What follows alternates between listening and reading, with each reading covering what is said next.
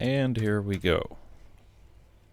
So now it's time to head inside the castle at Faring, or as it's sometimes called, Faring. Let's see, this is a prime example of something that I really don't like about this game. I've already written about how I don't like the orcs in this game at all, but like here you've got orcs standing in a line like in a regimented militaristic formation, and like the orcs were never really this sophisticated in the other games. They were kind of like a primitive tribal society, and like for starters, their clothes, excuse me, look at this, like he's got fairly human-like trench coat attire and like elaborate shoulder pads, and he's got like shoes, kind of. This guy's got shin guards. What are these things called? Like for the legs? I don't know. Like the fact that they all speak English when that was a very rare trait in the first two games, and that they wear human-like clothes, and that they stand and act in like a regimented military formations, and like they live in houses and sit in thrones and stuff like that is all just it's not gothic to me.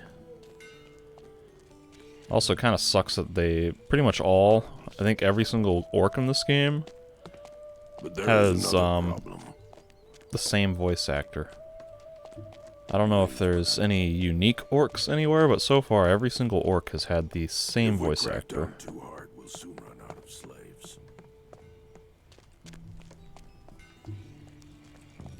So of course the first thing I do when I enter a town or whatever is to basically explore everywhere, all of the obscure areas before talking to people. Eventually they will all submit. I'm kind of like at a point in this game where I just don't really even care to loot chests, because I know there's just going to be like random worthless garbage in them. I'd prefer an honorable fight. Tukash. I'd prefer an honorable fight. It's kind of impressive actually that they... Whoa, hello, frame rate. That's exactly what I... That they got the animation pretty well synced with the pattern that he actually plays. What are you waiting for? Except that I don't know why he would be switching drums. We should teach them more. Because normally, like, these drums would be in different diameters to reduce different pitches. So that way you could play, like, 3 different notes, essentially, by having 3 different sized drum heads. But the pattern that he actually plays does not indicate a note change. It's, like, all in the same drum, and yet here he's hitting the 2 outer ones and then the one in the center. But they sound the same, so... If they're gonna sound the same, then why would you switch drums and have 3 that are the exact same? I don't know. I'm getting too critical of atmospheric ambience in this game.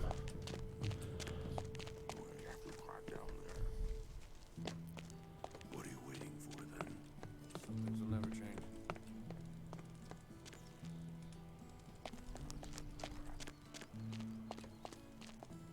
We should teach them more as a lesson.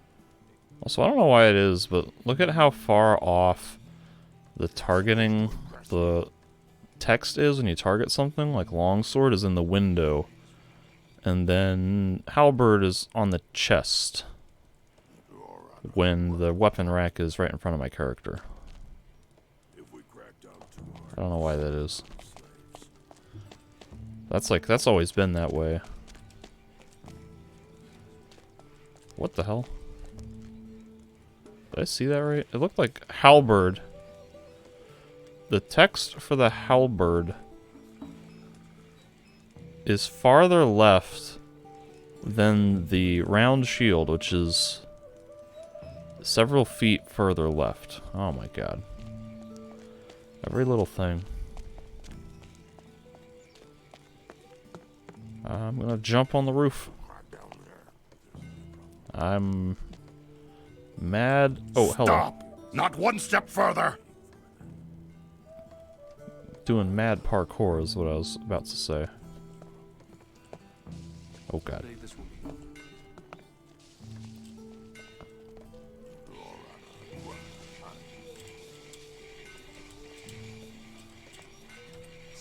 Okay, I can't quite pull like the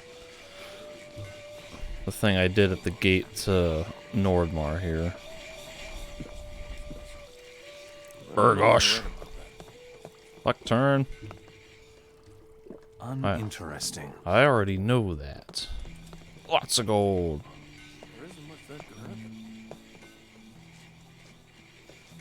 I prefer a decent system. Koras.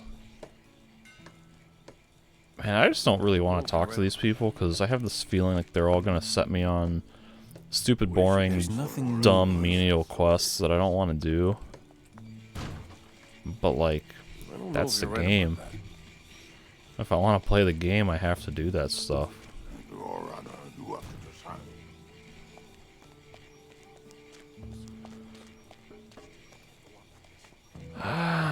Okay, let's start. Let's talk to the cook. What do you want, Mora?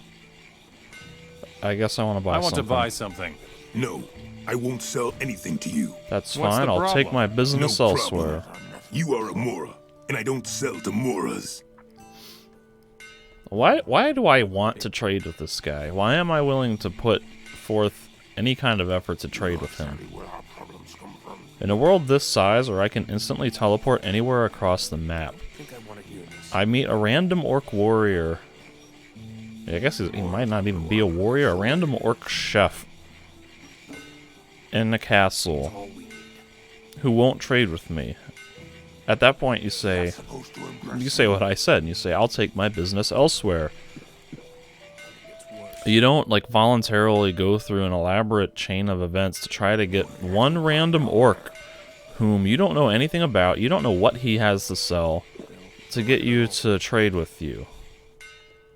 Why is my character doing this? nothing but trouble. My character should have zero motivation to want to complete this guy's quest. Because this is not an established character. I don't even know what service he provides, what trade he provides. And this is like another example of why this game is kind of frustrating and bad. Because the quests in Gothic 1 and 2, they were implemented so well. They had a meaningful context behind everything. There was a reason why your character would want to do the quests that the world is setting you on. There was like in-world explanations for things and just really contextualized, immersive gameplay. And here it's like, this is a quest that's just arbitrarily being forced by the developers, not by the characters or the world. Is there anything I can do to make you trade with me? I need 3 Kings Sorrel. Bring them to me. Then we can trade and discuss alchemy. Understood. I'm not giving him 3 King Sorrels.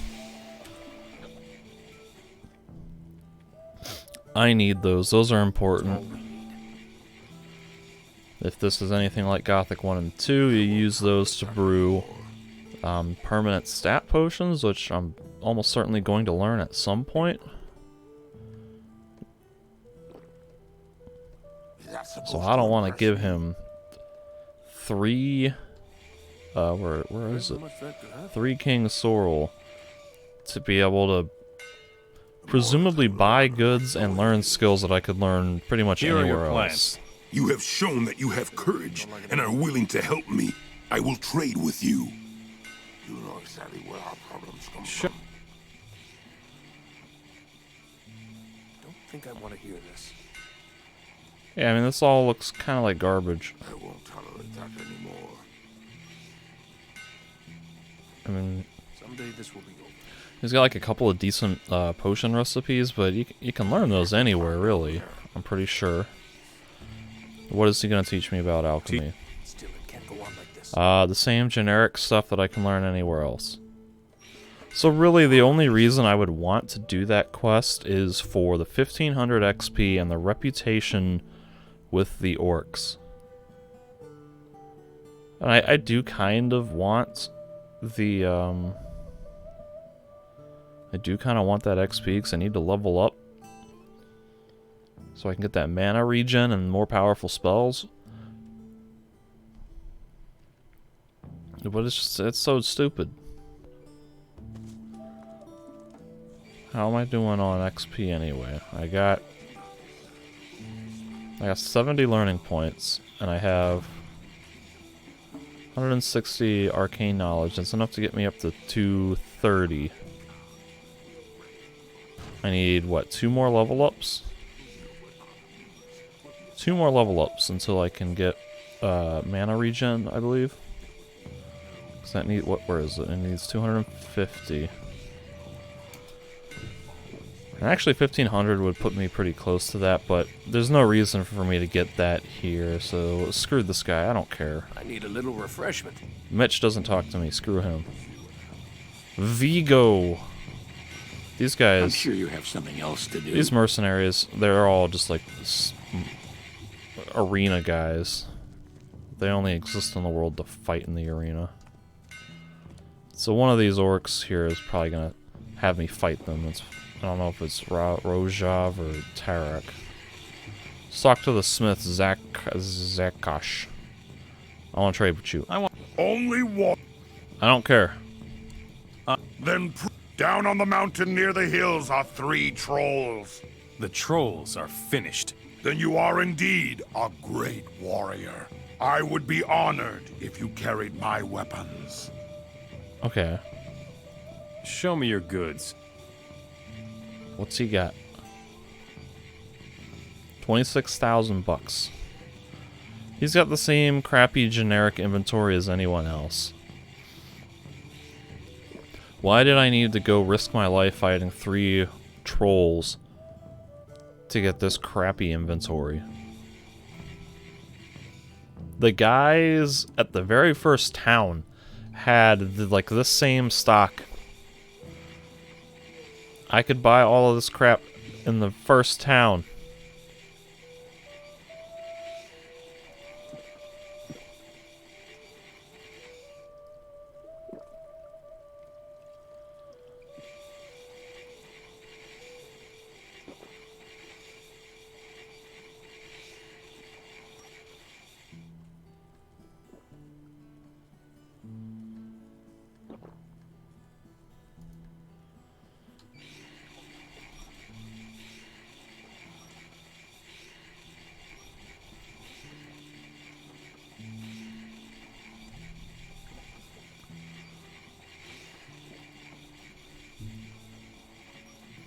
You have, but that is not enough. 2 shapes. Do you see that? If you can lift. Alright, so I gotta lift a stone. Where is it? What?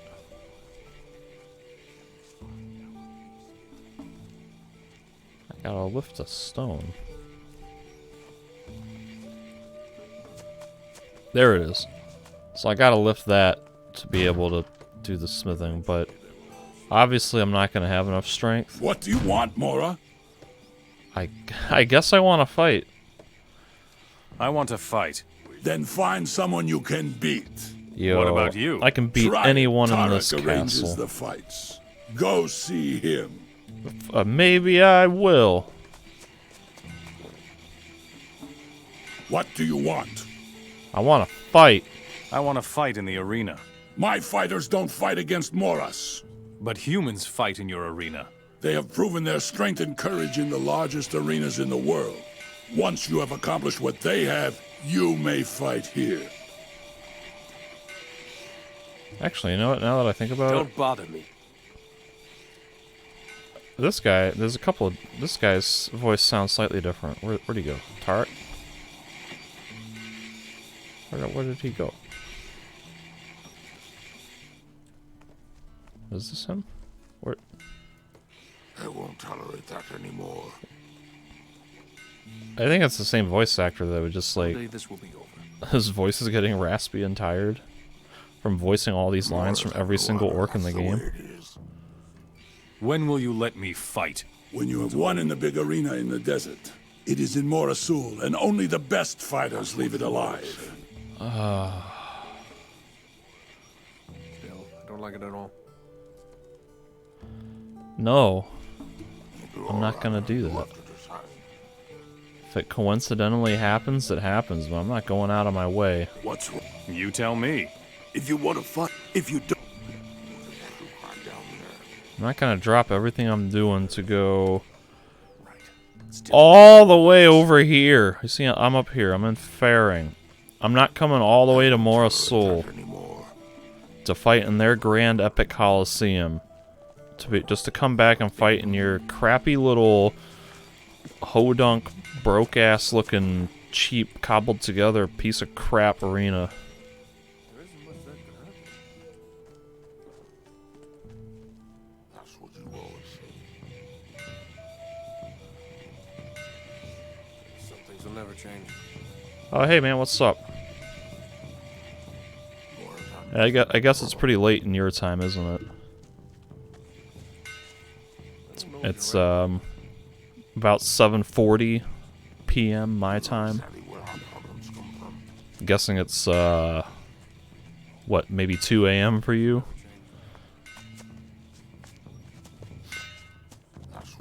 You're the first person that's been in chat actually the last couple times I've played, so There isn't much that it's nice to have some company. That's supposed to impress me.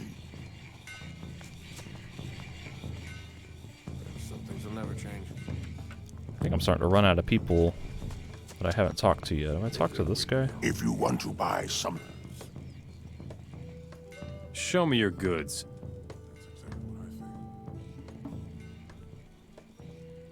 Always be firm, that's what I say. Yep, buying those. We'll see what happens. If we crack down too hard... And that's about it. slaves.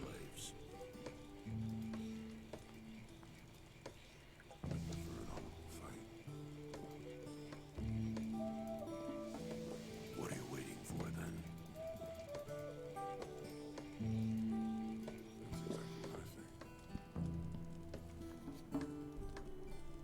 What are you waiting for then?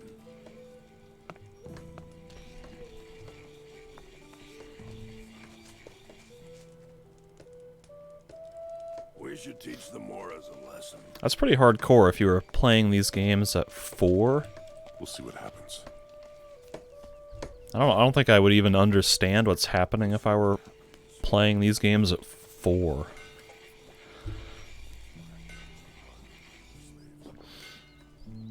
I think I was like 13 or maybe 14 the first time I played the first Gothic, and that was... I understood the game, of course, but I was not as mentally developed at 13, and so I really did not fully grasp how the combat, well, not the combat, but like how the game really worked at that time. I was pretty young and naive at 13. Oh yeah, these guys won't let me in. So I made... Is that all I can do in Faring? I make this big deal about getting into Faring, and then it's like... There's nothing here. I got a quest to kill trolls, which I'd already done. There's a quest to fight an arena that I can't do. A guy wants 3 King Sorrels that I don't want to do. Because I don't want to give him King Sorrel. Did this guy not have anything for me? Wait, this isn't the... Where's the alchemist? Everything looks the same. Is he in the hut? They will all submit.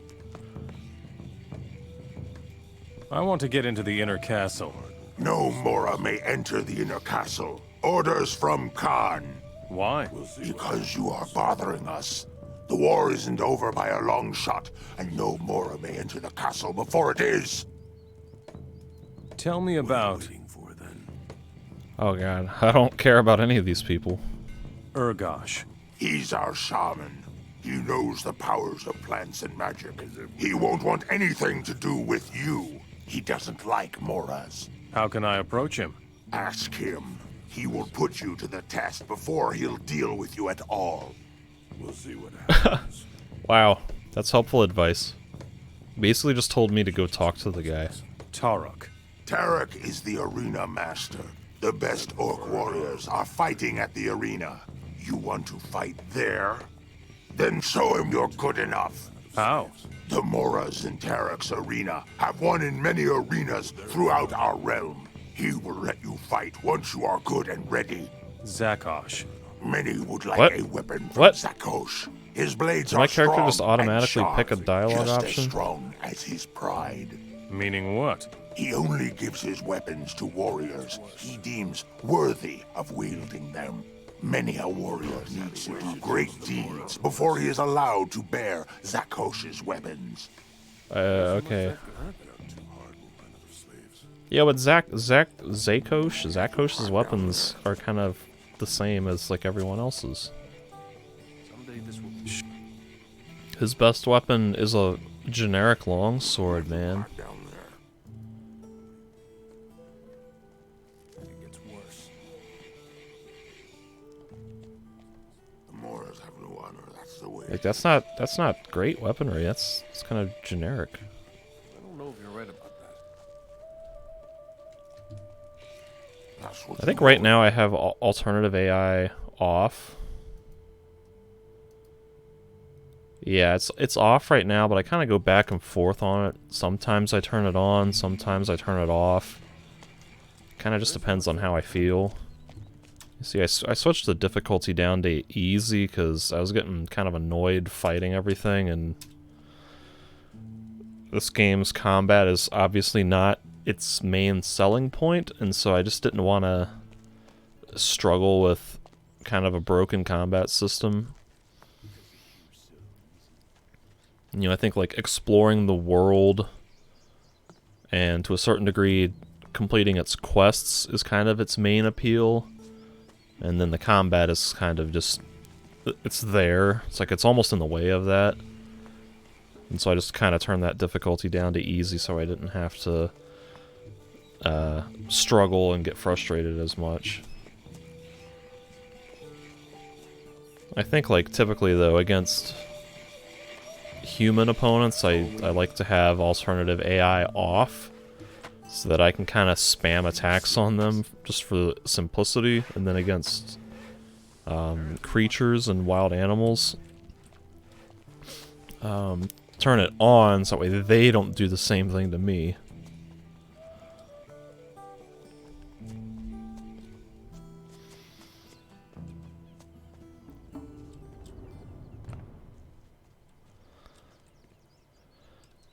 Yeah, see, normally I'm someone who advocates harder difficulties in games. Like, if there's a hard mode, most of the time I will take the hard option because I prefer to be challenged and have to overcome obstacles and things like that. But this game, like, it just... the harder difficulty it doesn't necessarily feel satisfying to me. It just feels like more work and hassle to achieve the same thing, basically.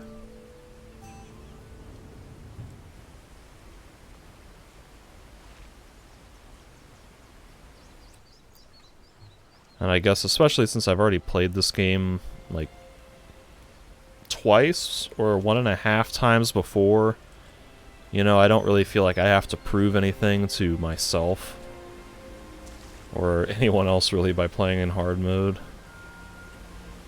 think the first time I played was like right when the game came out, and I never finished it because it was just kind of a broken mess at the time.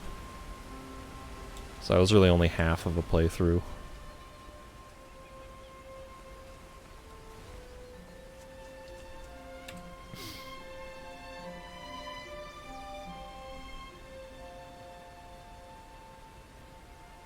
Okay, so in terms of exploration, I've kind of done most of this.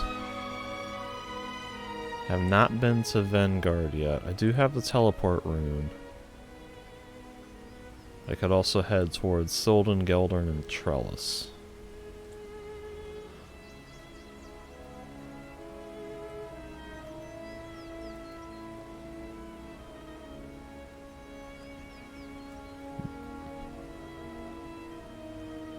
These stone tablets would get me up to 175 ancient knowledge, and then another 70 would put me at 145, or sorry, 245. So really, I only need one more level up so I can get mana regen. And I think I need to go to the fire mages who are in Vanguard for somebody to teach me that. So it's probably good to go to Vanguard anyway.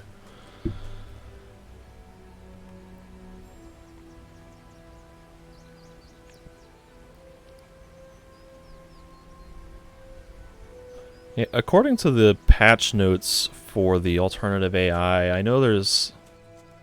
I don't know if it applies to humanoid enemies, but with the monsters, they definitely do like an unfair kind of thing where after a certain amount of time or damage or hits or something, they just kind of ignore damage and do like some sort of counterattack thing that you can't block or avoid unless you just back out of range. And like I understand the purpose of that is to minimize like this whole mindless click spamming that the original game had. But it really feels like just kind of a crude brute force way to fix that. I mean, really the only way to fix the combat system in this game is to kind of scrap it and redo everything from scratch, but obviously that's not a feasible option, especially for volunteer modders. Oh, what? Oh god, that's a warg. Where there's one warg, there's usually a second or third. But I don't see any other wargs.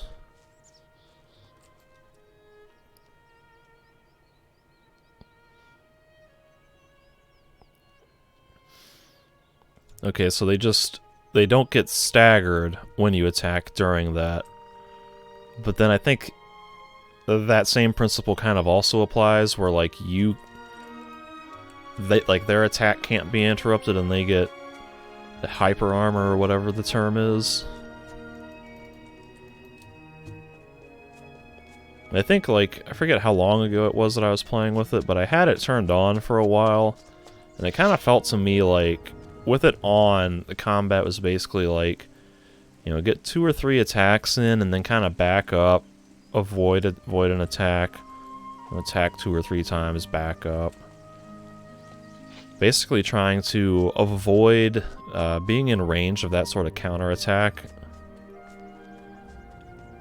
And I guess that's, you know, that's technically better than just standing there spamming a right click with impunity. But at the same time, it's a little bit formulaic. And like once you kind of understand the rhythm of the combat, it's really not that much more involved than just spamming a right click. There's a few extra steps involved that you kind of have to think and pay attention to, which is better, but again, it's not really that much better. I guess what I'm saying is I feel like it's an improvement technically, but it's not really that much more satisfying, and so I'd rather just stick with the simpler thing that makes it quicker and easier and less of a hassle. That's just kind of me, though.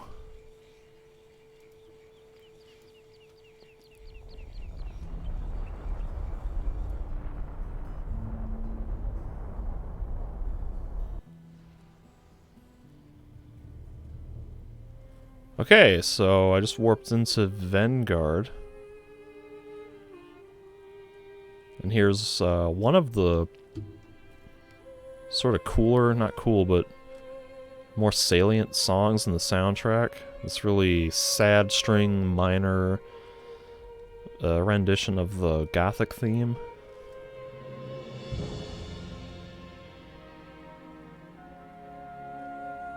I remember this being like a pretty poignant area the first time I played this game back in 2006.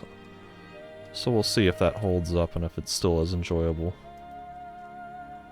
Enos. Grant me...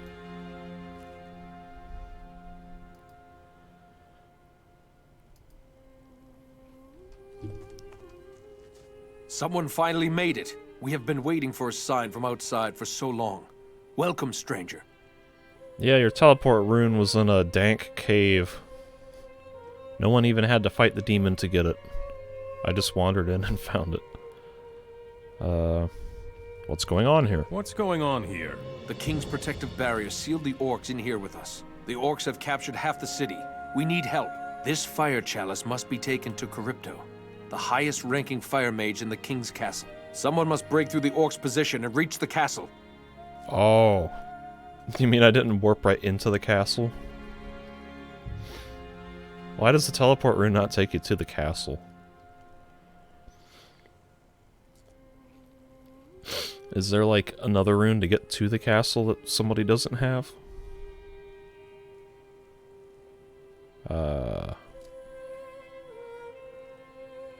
What sort of place is this? It is the old Temple of Enos for this city. We retreated here, and now we're stuck.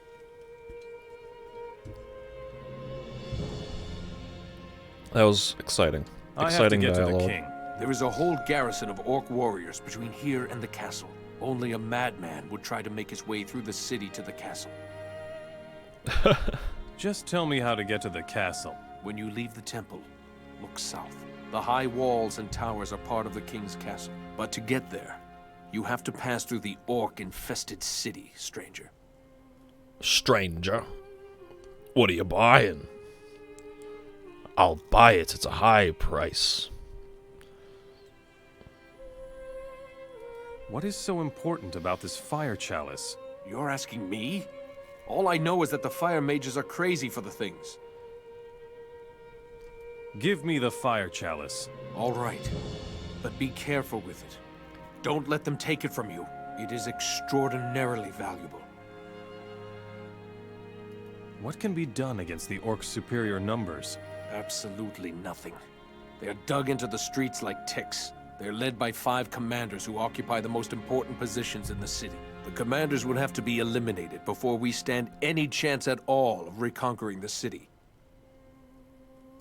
I'll take care of the 5 orc commanders. I hope your fighting skill is as great as your arrogance, stranger. The commanders have settled in the large houses of the city. Good luck. I hope to see you again in one piece.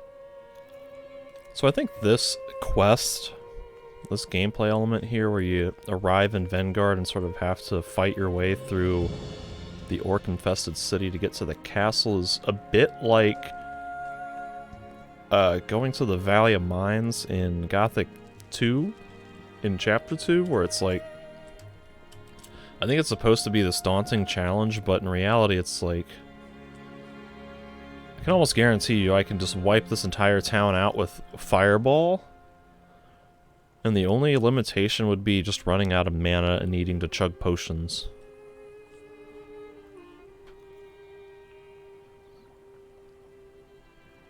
In fact, I think in like the vanilla version of the game, I'm pretty sure you could kill every humanoid enemy in the game basically just by spamming right click. So if this really is like that Gothic 2 moment, then Put down Oh. your weapon. my bad. You're smarter than you look. If it really is like that Gothic 2 moment, then it's kind of not implemented as well.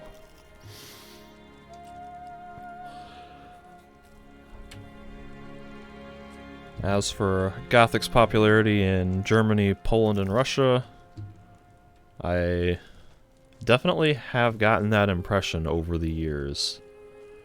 Because like the World of Gothic forum and the both on the World of Gothic site itself. What? Did I aggro something through a wall?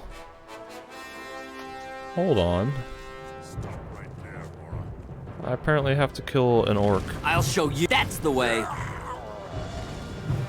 I apparently have to kill all the orcs.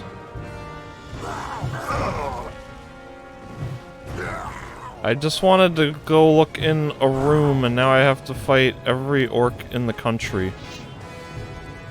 Oh, and they're even aggroing the other guys. Holy crap. Why is this happening? Can we hit the scout, please? What is happening?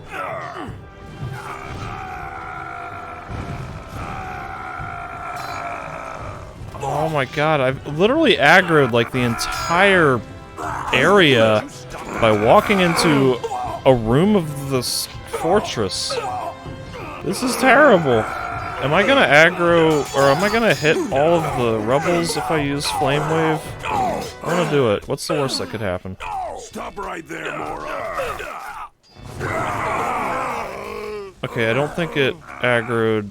Oh, no, the rebel's on fire. I did get friendly fire. Holy crap! Commander Bratzak.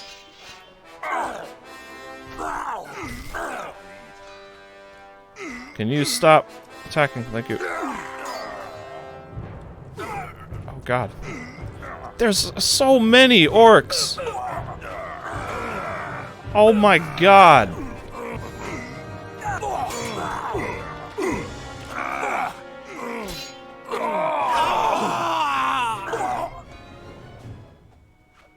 I hate this so much.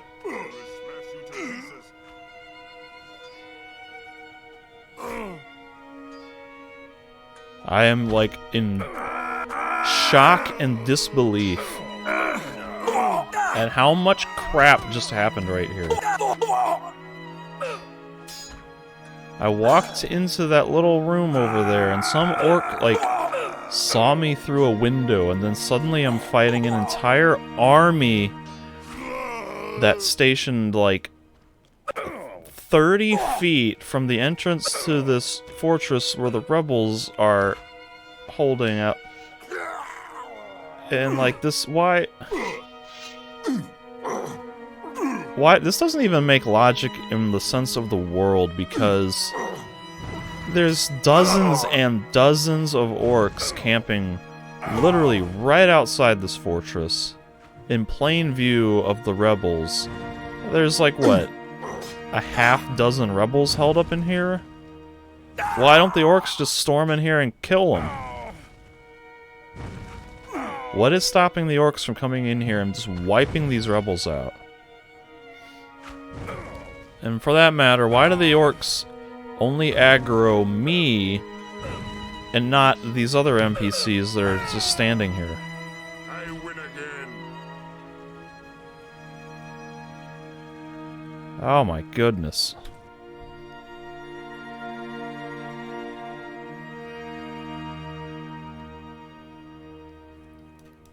Earlier in this playthrough, somebody mentioned that this game is too much like Dynasty Warriors, and this is absolutely true.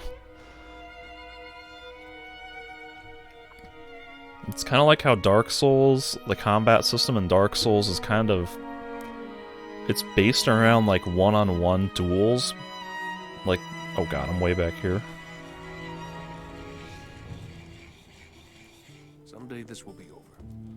Like, the combat system in Dark Souls is based mostly on a lock-on system against one or two opponents, and doesn't really work well when you're fighting hordes of enemies.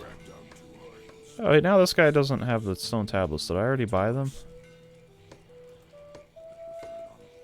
That's what you always say.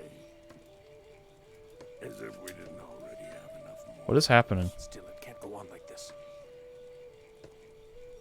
I really should have saved before I warped to Vanguard. I'd prefer an honorable I fight. don't know if you're right about that. We'll see what I don't think this guy has the stone tablets anymore. Do these merchants have randomized Don't like it at all. window inventory? Is that amulet in his inventory the one I sold him? There's an Where the hell are my stone tablets that I bought? That's the way it is. As if we didn't already have enough. I didn't use my stone tablets. None of this looks like a stone tablet. We'll see what happens. Can't go on like this. So if he doesn't have a randomized inventory, then where are the stone tablets I bought? Always be I'm not seeing them anywhere in my inventory.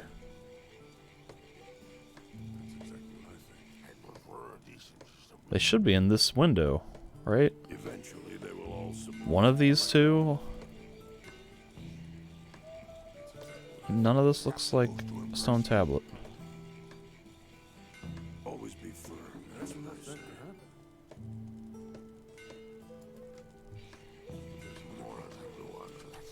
Where'd my stone tablets go? But there is another problem. There isn't much that could happen. I'm so confused.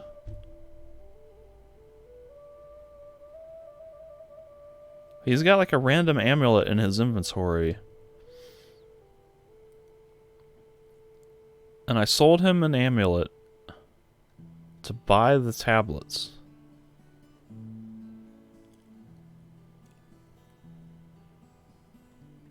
But did he have like all the same dialogue options? I don't remember if I've talked to this guy already. I don't think I have. If you want to,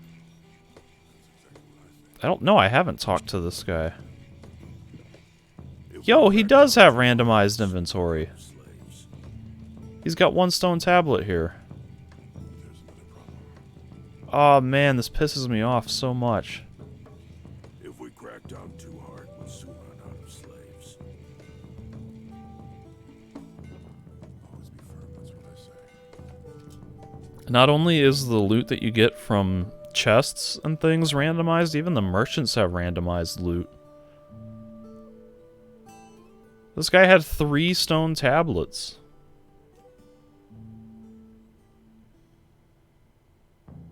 That's a lot of stone tablets. And now I might not be able to randomly get 3 stone tablets again.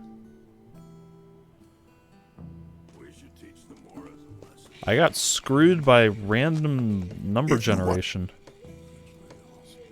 He's got 1. Always be firm, that's what I say. You waiting for them? Oh my goodness. As if we didn't already. Oh, now I get to save scum until I can get at least 2 tablets out of this guy.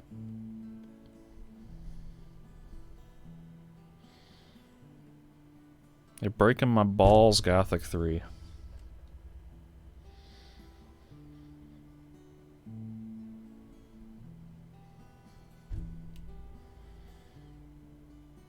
There is another. We have a big problem.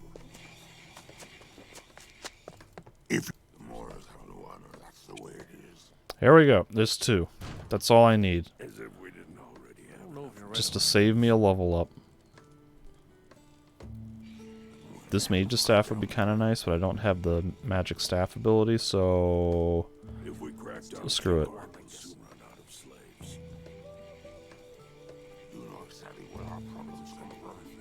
Alright, let me use these things before they disappear. There isn't much that We could should happen. teach them Here more is as a something lesson. about the ancient magic. Your honor, you have to decide. Please, can you use the tablet, please?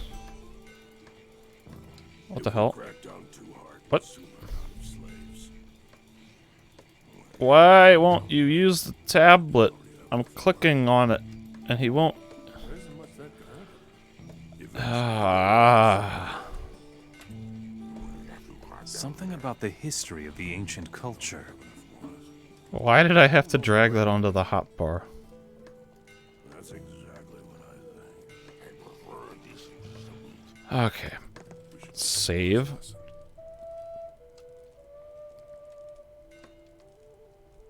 it gets worse. We should teach them more as a lesson. I mean, I think in a world this big, like, you kind of need to have randomized loot. Someday this will be over. But at the same time, that's also, it creates a little too much of a, sort of like a gambling system where it's like if you save before a chest, then it kind of promotes you to sit there and kind of do what I'm doing here and save scum until you get good results. Some things will never change. And I'm really not a fan of, there's like that scripted progression with the old chests and the heavy chests where like the first one you open will always give you the one special item, then the second one will always give you the next one, and you know, you have to, it doesn't matter where you find those chests, it just matters how many you've opened previously. I guess that's kind of a clever way of balancing the game in a huge open world where you don't know where players are going to go at any time. But like one of the cooler aspects of Gothic 1 and 2 was being able to venture into a dangerous area with high-level enemies that you really aren't supposed to fight. And like if you can find a way to sneak past them or exploit AI or terrain or something, use a spell scroll or a transformation thing or something, you know, if you could find a clever way to get past or defeat those enemies, there was always cool rewards and weapons that you could find. And so that kind of rewarded replay value, because if you knew where to go, you could find those cool pieces of equipment earlier and sort of, you know, make a superpowered character based on that. Whereas in this game, it's like you kind of have to play the whole game, basically, to get the better weapons and things from the chests, because they're always going to be restricted until endgame, basically, which is kind of... I don't really like that.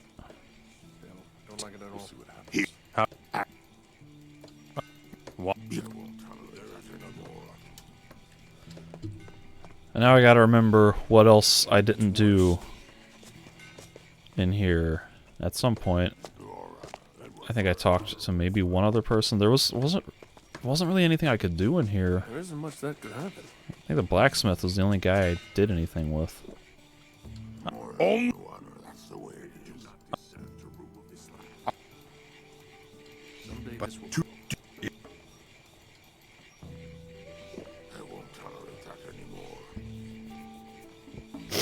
Okay, so even after a reset and a new randomized inventory, this guy still has underwhelming weapons that are not as good as some of the stuff that I have found while exploring. So he still kind of fails. That's supposed to impress me. It's all we need. I won't tolerate that anymore.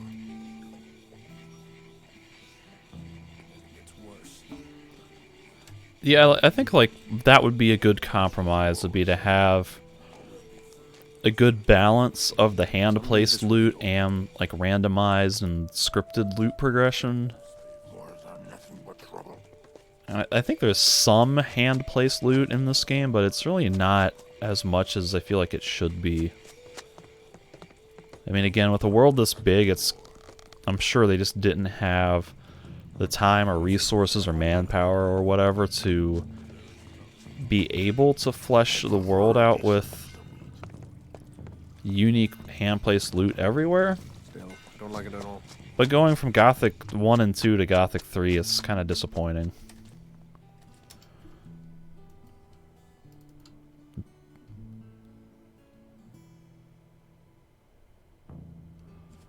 Alright, so do a hard save before warping to Vanguard.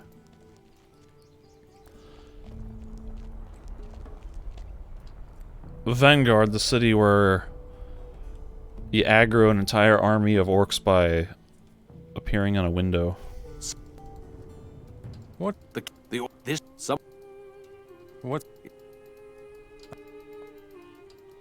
But Give. what?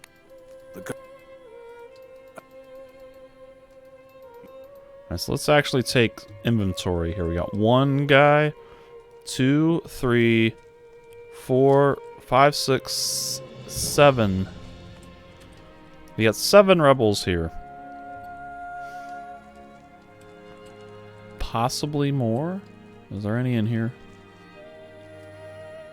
No, okay, so we got 7 rebels. Stop doing magic. There are orcs stationed within view of the the rebels. That wasn't so hard. If this is supposed to be a war-torn country where orcs are actively enslaving the humans, then why are these guys not fighting? Why? This is like in the cities where there's like the orcs just let a random human wander freely. They don't question you wandering into their occupied city. They don't go, "Oh, a human, you need to be enslaved or whatever." It's like this is supposed to be a war, but these guys just stand here. That's not how a war is. Unless it's like World War I and everyone's dug into a trench.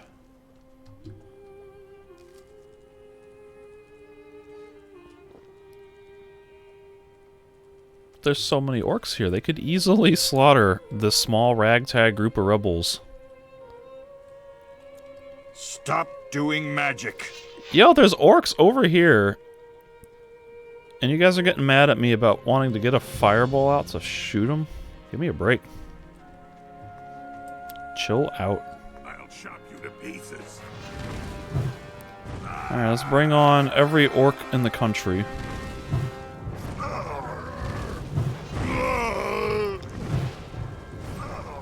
Oh god.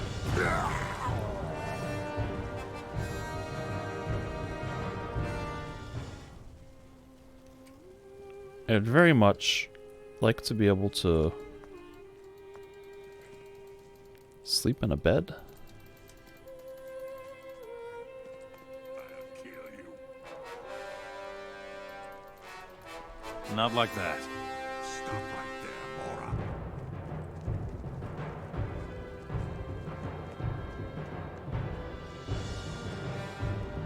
See, if I shoot this guy, there's gonna be like a dozen or more orcs coming for me. I'll show you. Oh god, now the rebels are getting involved. That's the way. Alright, let's do it.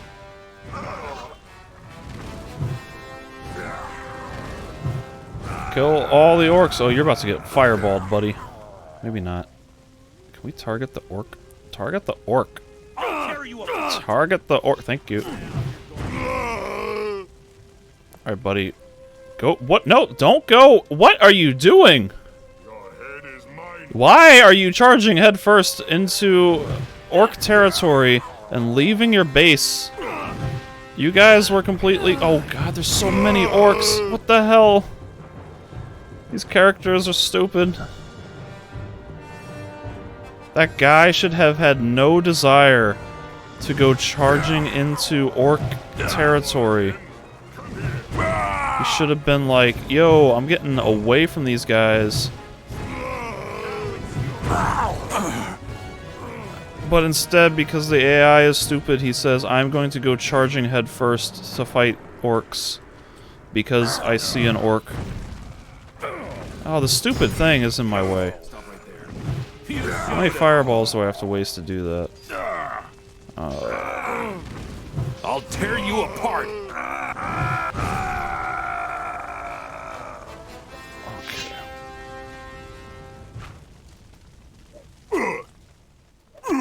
The only good orc is a dead orc. Alright. What is... Who is... So, there's still orcs somewhere? What is happening? Can everybody just chill out? Oh my god, they're everywhere. I'm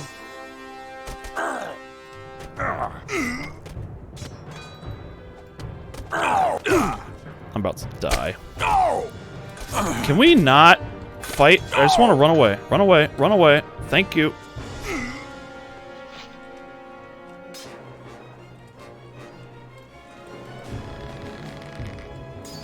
Oh, I missed. Also, can you please stop doing, like, roundhouse attacks at me? I'll show you. Well done.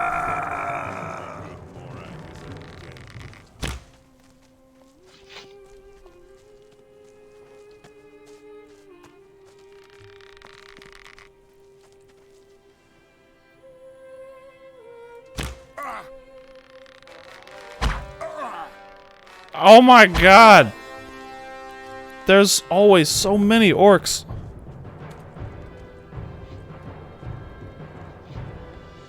Kill you. And now these guys aggroed me. You're not even any. Oh, jeez. What a waste of mana. Nope, I got him.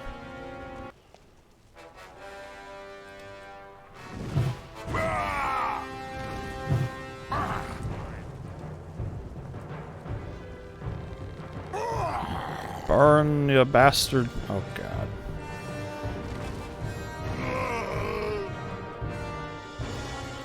Okay, now I'd very much like to be able to loot all these dead bodies without aggroing another battalion of orcs.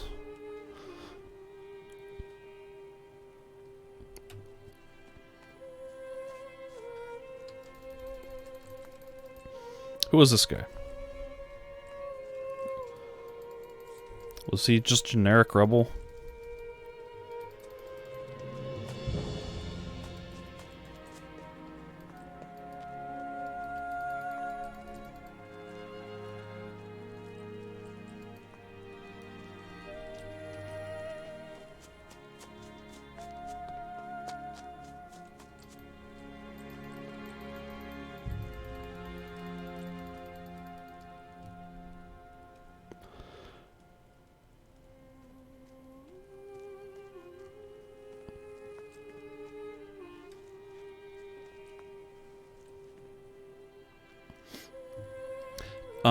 Yeah, the alternative balance, I believe, is confirmed. It definitely slows down leveling by giving you less experience, and I think also, like, raises the cost, the stat requirements and things for weapons, so it really does slow down progression.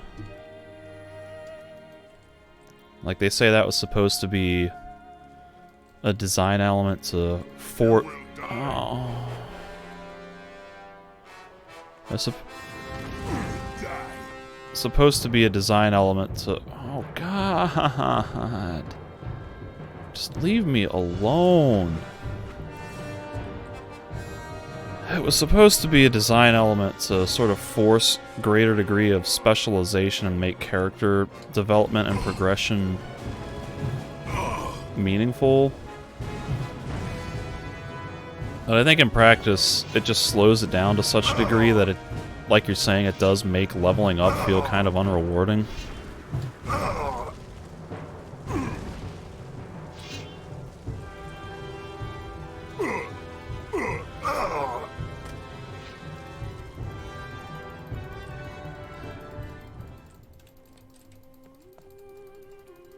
Because I think without alternative balancing, you get so many skill points from leveling up so much that you can basically master, like, magic, thieving, and archery, and melee combat. Or at least get really good at all of them, because you just get so much XP.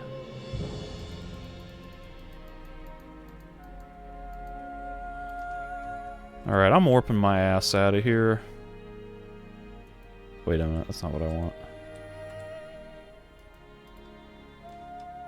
I'm gonna sleep in a bed and I'm gonna get some more mana potions, because holy crap. I just fought probably 40 orcs. Maybe 40 orcs in what felt like one room.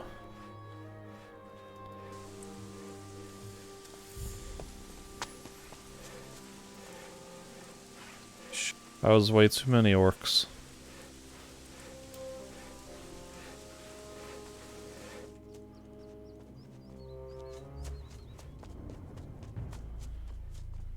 Wait, did I even level up from that? Not quite. I think I need one more level up. Yeah, I need one more level up, and then the right trainer, and then I can get mana regen.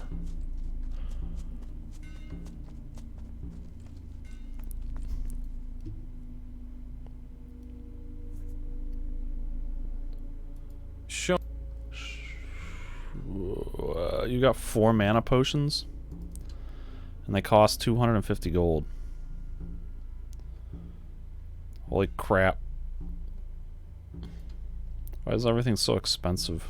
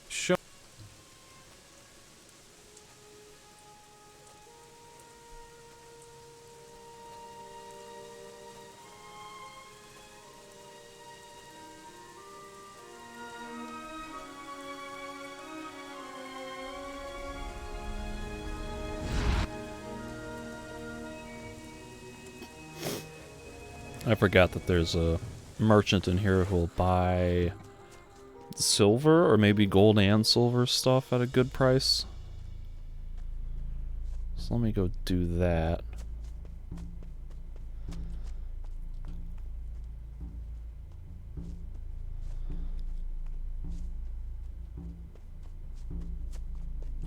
What do you want? Show.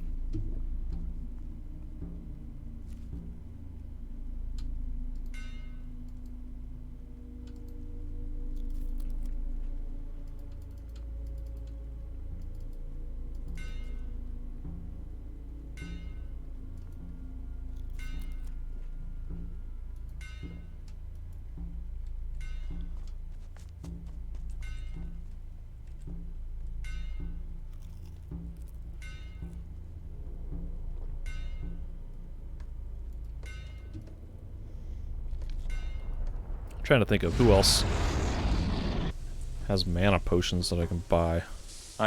Good. Oh, If you want to know anything... alright.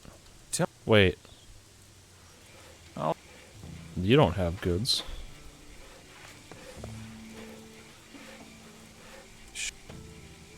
You don't have anything either. Get out of here.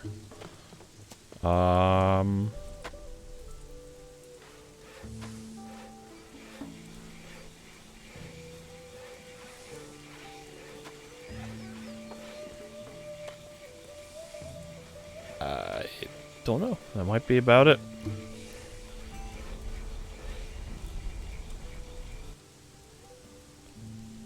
Stop! Someone is killing our people. No. We're watching. Apparently, I murdered somebody in this town. I'm sorry if I... Oh my god. I'm gonna blame it on your dumbass idiots running into my fireballs, or else overzealously trying to aggro orcs.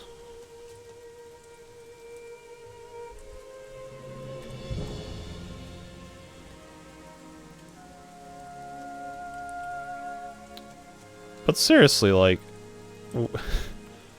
this guy stops me and says, somebody is killing our people. Yeah, the dozens of orcs that just fought right outside the thing.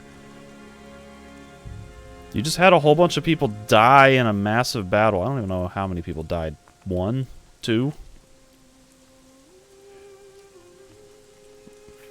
maybe 2 people died, and you immediately think to accuse me. You've come from the outside, haven't you? I hope you've got more guts than all the other cowards around here. Well, that one guy that went charging into the orc town, he had a lot of guts, but not a lot of brains. How can I help you? The question is, how can we help each other, brother? I need to get inside the castle, and I suppose you could use a comrade in arms with whatever lies ahead of you. No thanks. Let me fight. You're just gonna get yourself killed. What's your... I must report to Cobra, the commander-in-chief of the Royal Guard. He needs to know that there are some people left here. And I also don't need anybody getting in the way of my fireballs. I'm sure you have something else to do. Because I don't want to piss anybody off for collateral damage due to you guys' dumbass, idiot selves running into my fireball. Or my incredibly useless flame wave that apparently hits allies with friendly fire.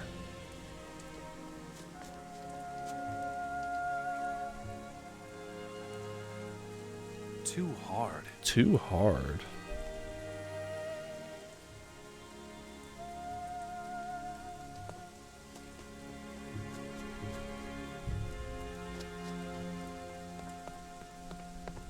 Oh, we got a bed right here. That's dope. Nothing to be had there. So I don't have to warp out of here to sleep in a bed. That's nice. Heavy chest. Oh, nope, nope. Broken. Gotta save before I open the heavy chest. Broken. What do we got? We got hunting bow. Okay, blood harvest has to be the unique thing. And it's super valuable. Always like summon lightning, but let's... Oops. Let's do that save scum and see what I get when I reload.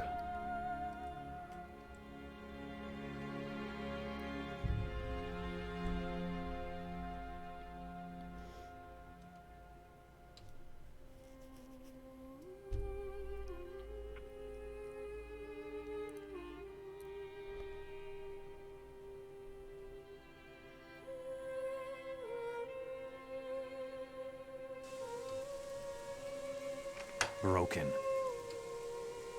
Broken.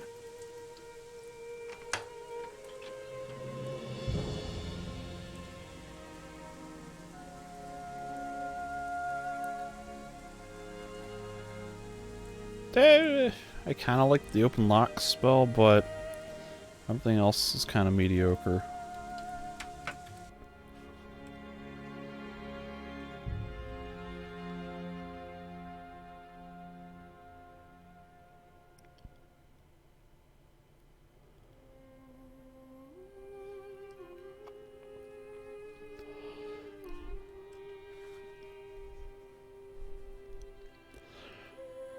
I think as good as Piranha Bytes is at world design, like their level design people or artists or whatever, like those guys are all really good at what they do, but in this game the world design in terms of the cities and the characters is kind of bland.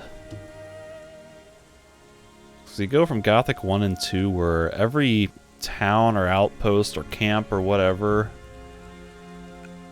it made logical sense. It had those immersive qualities of like how they produced the goods and resources to survive and how everything worked and everybody's motives. And then here you get to Gothic 3 and it's, you know, it's the mainland where the war is happening, but then everyone's not really doing anything.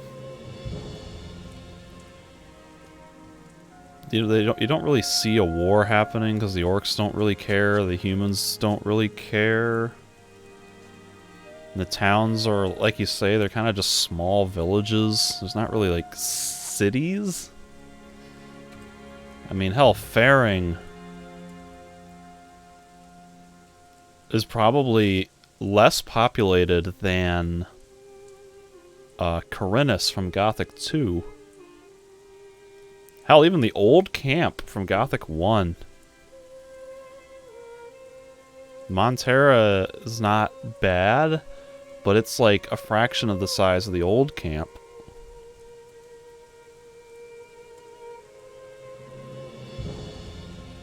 Man, you're right. It's just... You'd think for this being the mainland, it would be a little bit more populated. And also that, like... that the towns and things would be, like, a little bit more than straw huts and things. And obviously Vengard here was at one point a pretty big castles and, like, city around it, but it's been destroyed.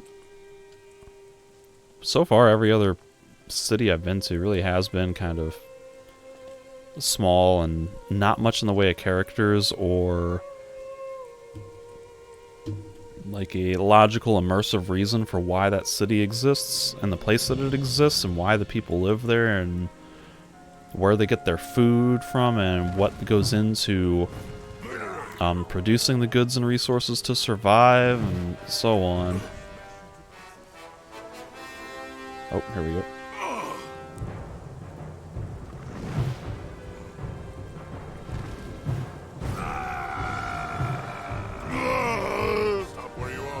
Here we go. Oh god, they interrupted me.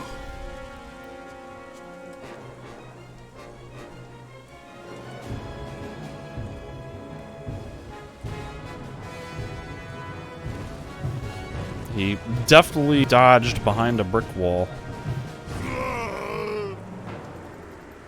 If you'll excuse me while I go sleep in a orc-occupied town, I'll just go carefully rest. Don't mind me, orcs. I'm just refueling my mana.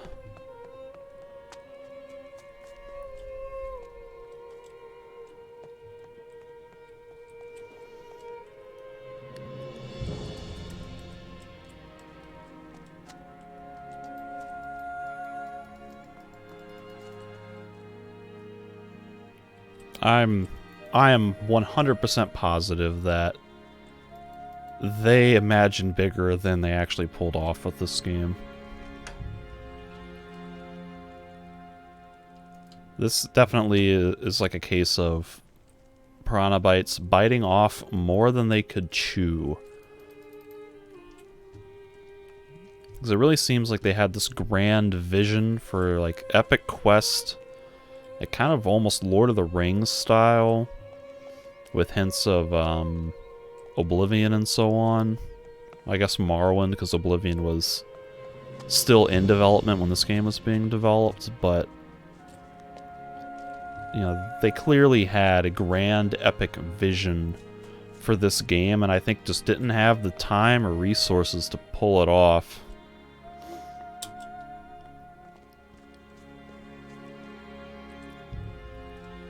You kind of have to wonder, like, with Gothic 1 and 2 being relatively small, like, self-contained games that don't have crazy huge worlds, it's like, why did they feel the need to try to up the ante so much with this game, instead of just kind of taking the formula they had with Gothic 2 and just making it a little bit bigger? Like, I don't know what the exact comparison is, but I want to say that this map is like 3 times the size of Gothic 2.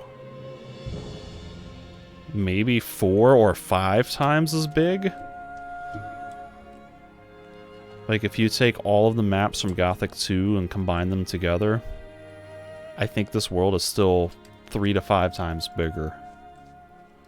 When maybe they should have been a little bit more restricted and said, like, alright, we're going to make it 25% larger.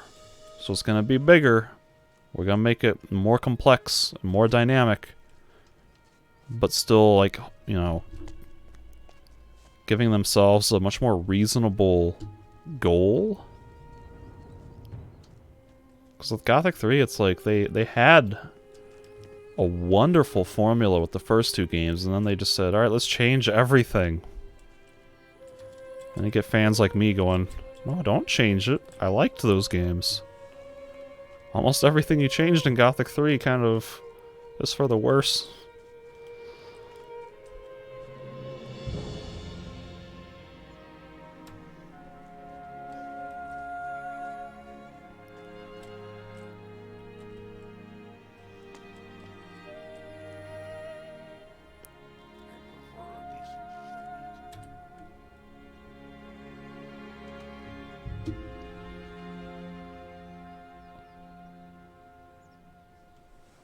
I want to get up this tower.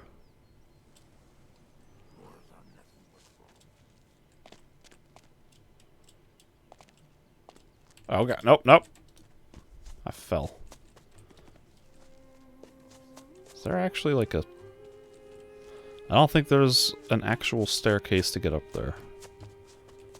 I think I really do have to just jump up here.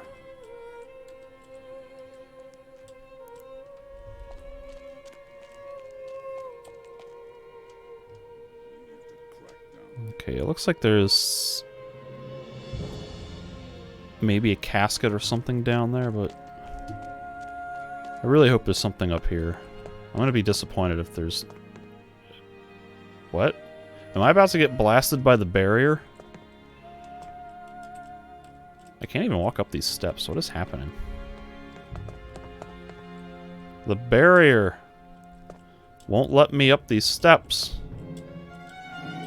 Oh, and I officially left Vanguard. We now have the Exploring Murtana music playing. Hey! It says PB! Look at that! I found an Easter egg. This is like an actual Easter egg. I did not know this.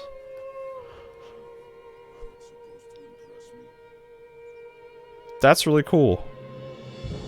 This is actually better than finding a chest with random junk in it.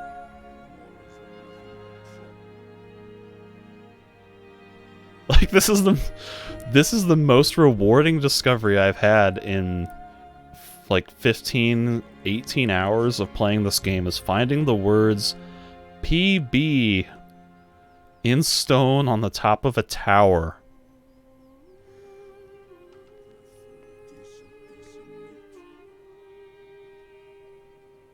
That's insane.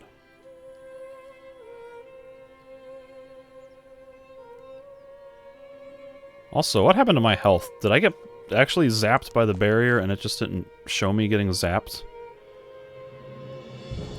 Am I getting a health drain right now? Yes, I am. Look at that.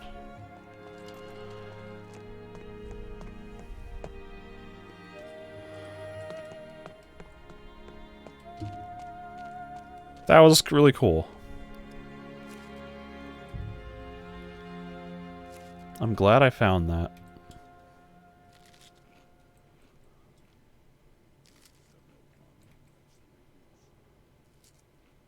Also, why didn't the tower have, or why didn't the barrier have like a zapping sound effect or animation? Gothic 1 had a zap when you went to the edge of the barrier. I didn't even realize I was losing health.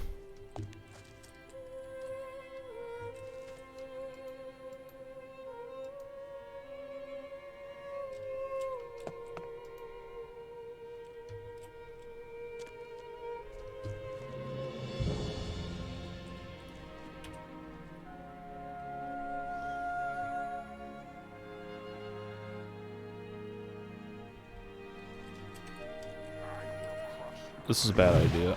Oh, sniped him through it. I was a little worried that I was going to waste mana by basically missing these attacks. Burn in hell, you orcish bastards.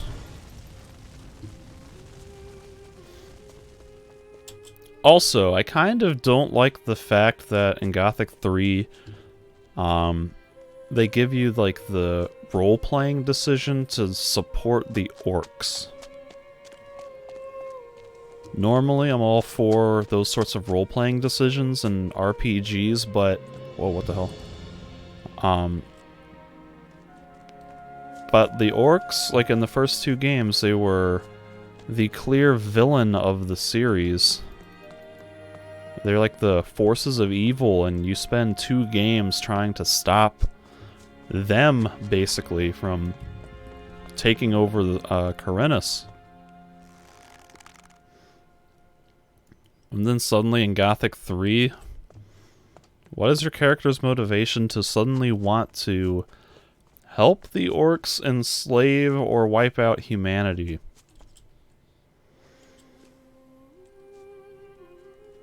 Why does your character suddenly want to support Beliar when you've been spending Nothing to be had.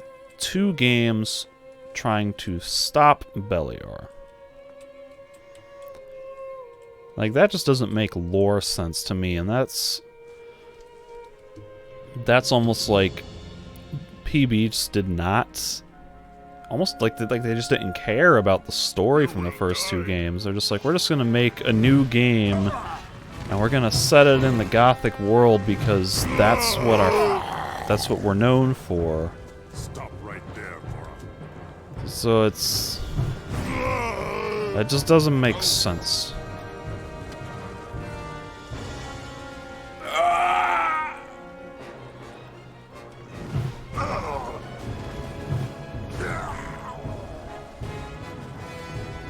I guess I could maybe see the argument for maybe like you're not siding with the orcs so much as you're kind of siding with Xardus. And since you have a relationship with Xardus, maybe like that's why the hero would want to do that.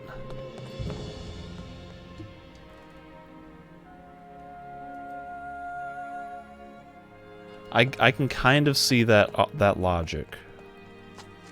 However,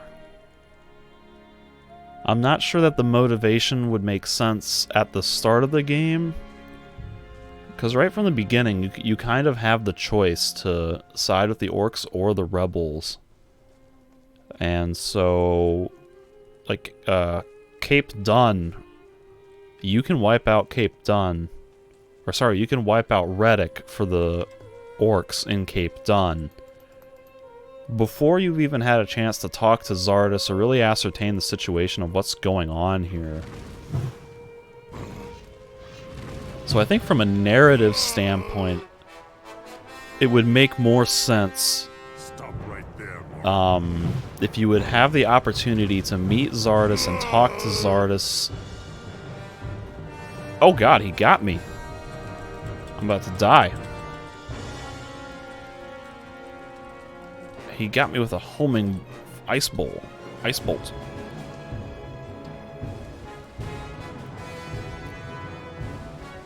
As I was saying before that shaman so rudely interrupted me, I think it would make more sense from a story perspective if you had the opportunity to meet and talk to Xardus before really making a decision to side with the orcs or maybe even the rebels. Yo, where's this shaman? Did he just walk into the hut?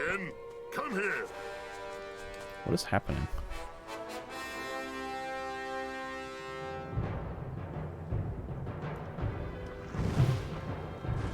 Damn it! Stop doing that.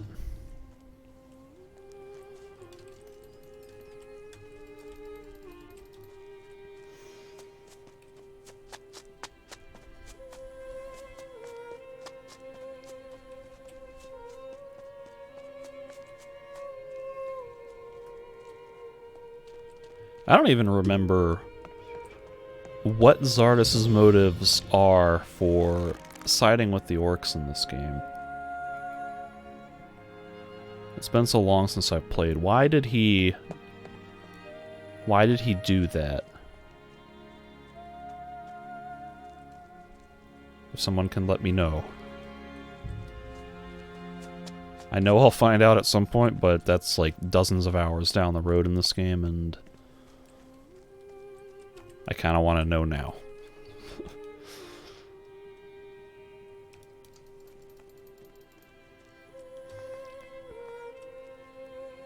Because if I remember correctly, the 3 endings to this game are like basically siding with the 3 gods. And it's like you side with Beliar and you kill everybody or something. You kill Robar. Something like that. And if you side with Enos, then you kill some guy in Ishtar. Or Mor Asul or something, some guy in the Hashishin guy. And I think like if you side with Zardos, don't you go around collecting artifacts of Adanos and then go through a wormhole to another universe or something?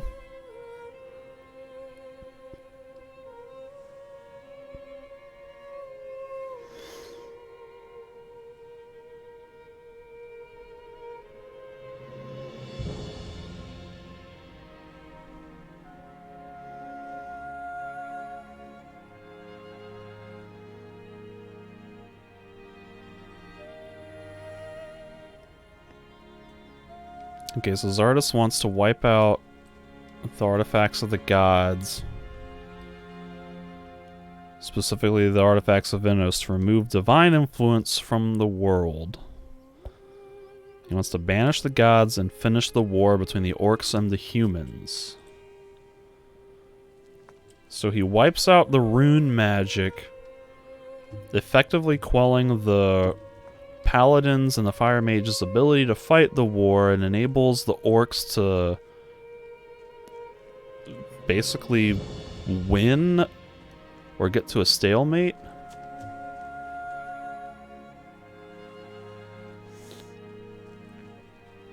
And in Gothic 2, they had that twist ending where after you kill the undead dragon, Zardos takes... Wait, where am I going? I'm lost. Zardos, like, steals the power of Beliar to become the avatar of Beliar. What?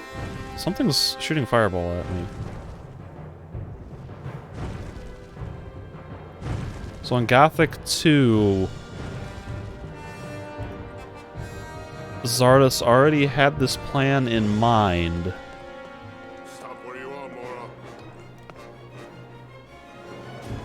And needed to get... Oh god.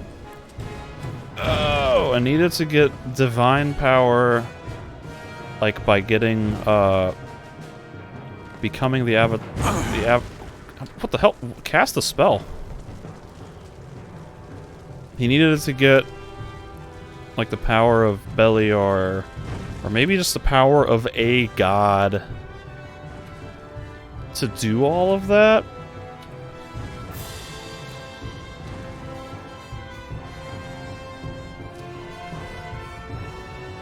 I do find it interesting that Risen has, like, the first Risen has all those lizard men in it. After you, I forget what triggers it, but, like, you get the ruins to rise up, and then suddenly the... What do you do? Please, cast the spell! What is happening? My character is being a dumbass.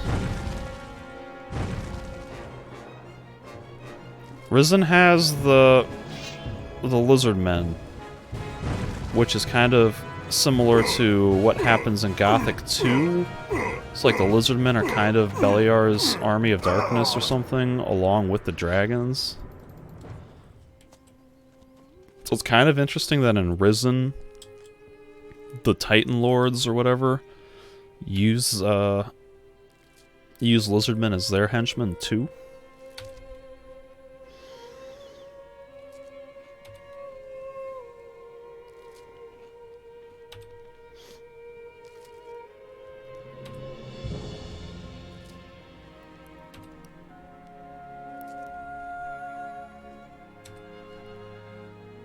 Well, if Bjorn says that Risen is canonically tied to Gothic, like, he can say anything he wants. Does that necessarily make it true? I mean, like, I guess he's in charge of... He's like the president or director or whatever of Piranha Bytes at this point. So, like, I guess, like, when he says it, it carries a little bit of weight to it, but... I'll chop you to pieces. You know, I feel like he kind of said that after the fact, when it maybe wasn't the case from the outset. Because that's kind of getting into, like, Harry Potter and J.K. Rowling territory, where it's like... You know, Rowling says things about the Harry Potter series that were never evidenced in the books themselves that are now considered canon, even though there's really no evidence that it was intended to be that way from the beginning. So, you know, if Bjorn says that Risen is canonically tied to Gothic, I don't know that that's necessarily something I would jump on board with personally. I like the idea of Risen being, like, in the same universe, but in kind of, like, a different part of the world. Like, that's kind of a cool theory.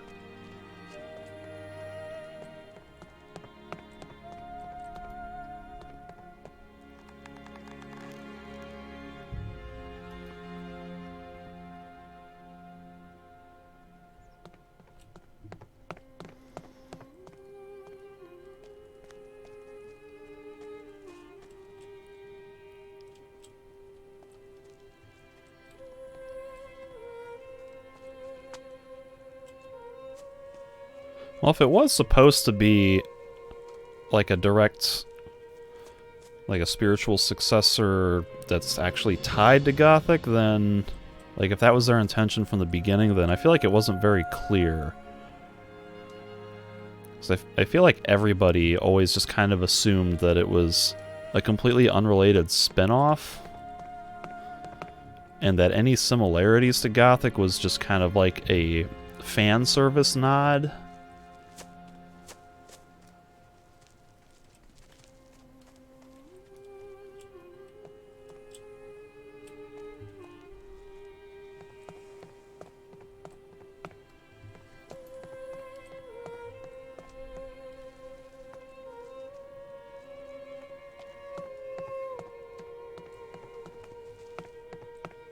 I don't know how, like, the licensing rights and things work.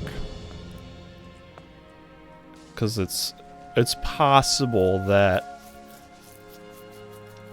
maybe they couldn't put overt specific things in the game to... You know, because, like, with... I think Joe Wood retained the rights to Gothic, and so, like, the assets of Gothic are something that they probably couldn't directly put into Risen. Because then Joe Wood might be like, hey, that's the... You're taking aspects of our franchise that we own the rights to and putting it into a different game, so maybe they couldn't put more overt ties in Risen?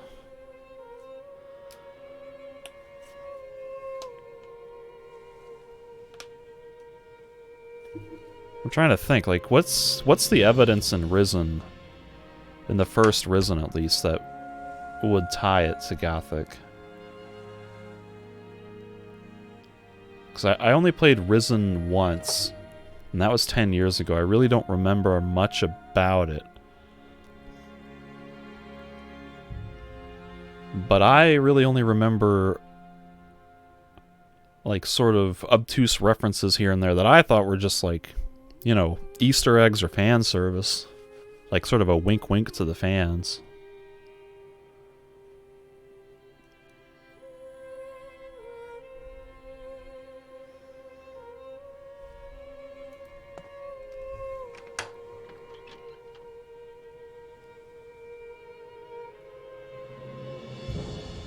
This just sucks. I'm just gonna live with that.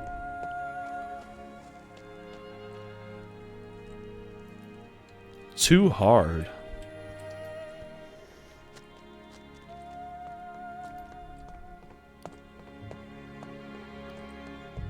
Too hard.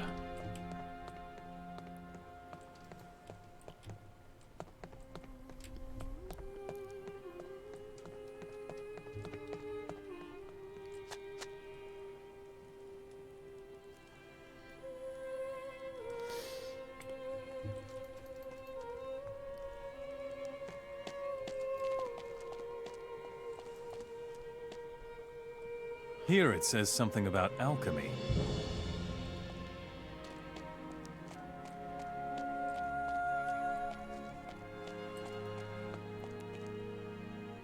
Broken. Broken. Broken. I'm just gonna break every lockpick. There we go.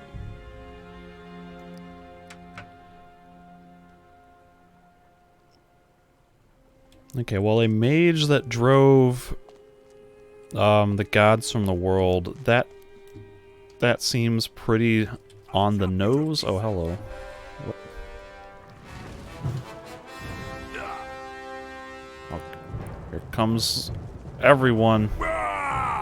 Stop right there. Come at me, bro.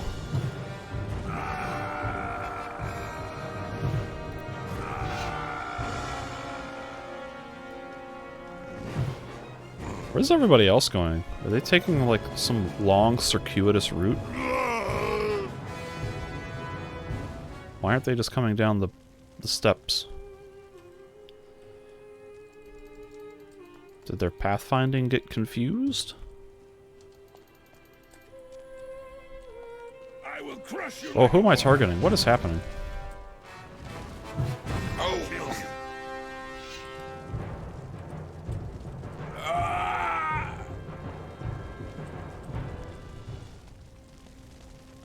I'll chop you to pieces.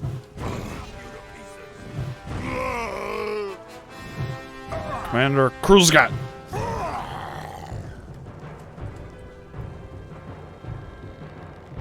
No! No!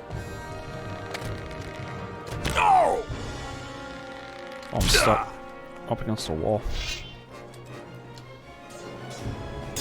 No! No! No!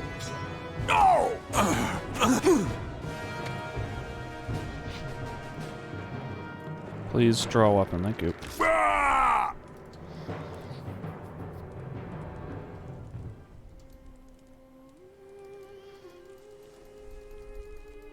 Nothing to be had there.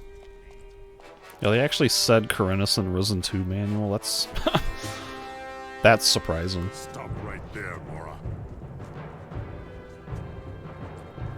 Risen 2 was such a weird game that I don't know that I want to trust anything in that game.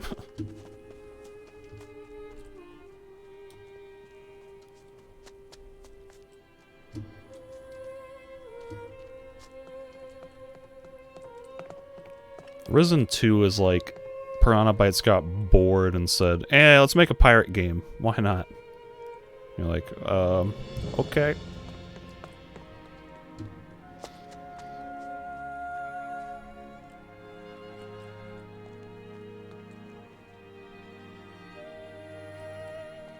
Corini.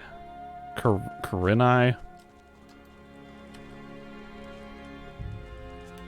That's almost like a typo.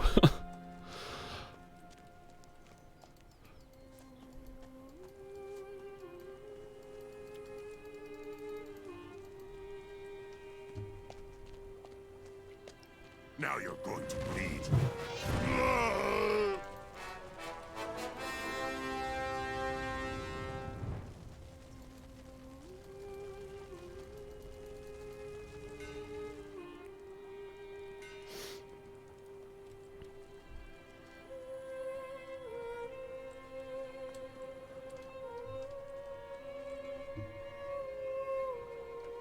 Was Deep Silver in charge of publishing with the first Risen? Or was that somebody else?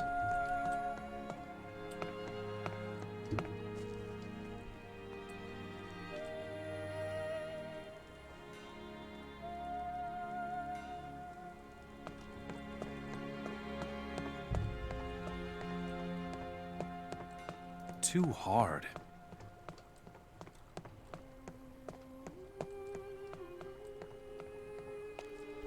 So you're thinking that, like, Deep Silver kind of let Piranha Bytes do their thing with the first game and then put more pressure on them in the second and third games to kind of step up the game and make it,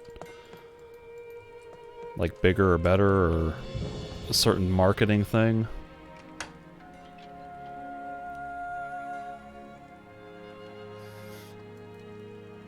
Yeah, let's actually talk about THQ Nordic.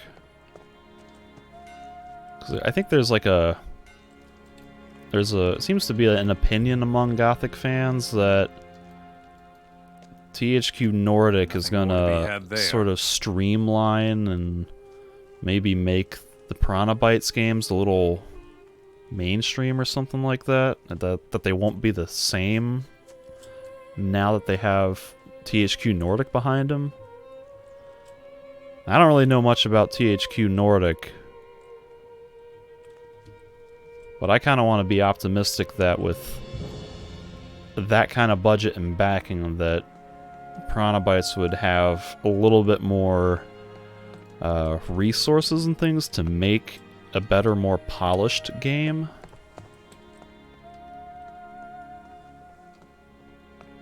Supposedly they were working on not Gothic 2, but Elix 2 with like 200,000 euros or something that they got from... What was it? It was like a... I want to say it was some sort of like taxpayer money. Some sort of grants from the German government.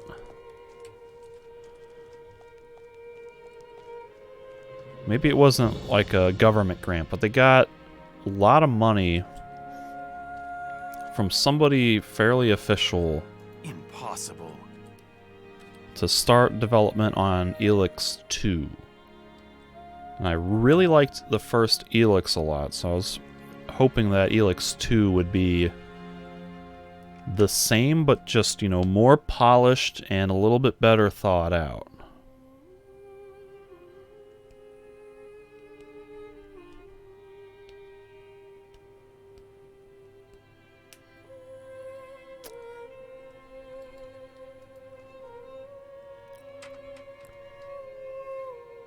Yo, this is what's in an impossible chest?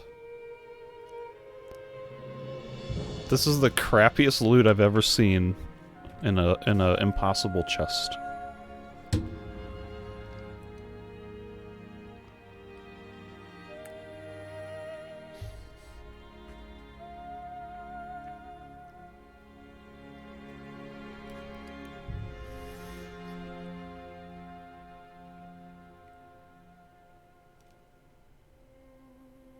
See, I don't think I would really want a remake of the first Gothic, or even Gothic 2. And don't get me wrong, those games are great. And it would be great to have... for them to be made accessible, or more accessible, more available to modern audiences. So that way more people can experience them, but... that's really the only reason I would want to see them remade.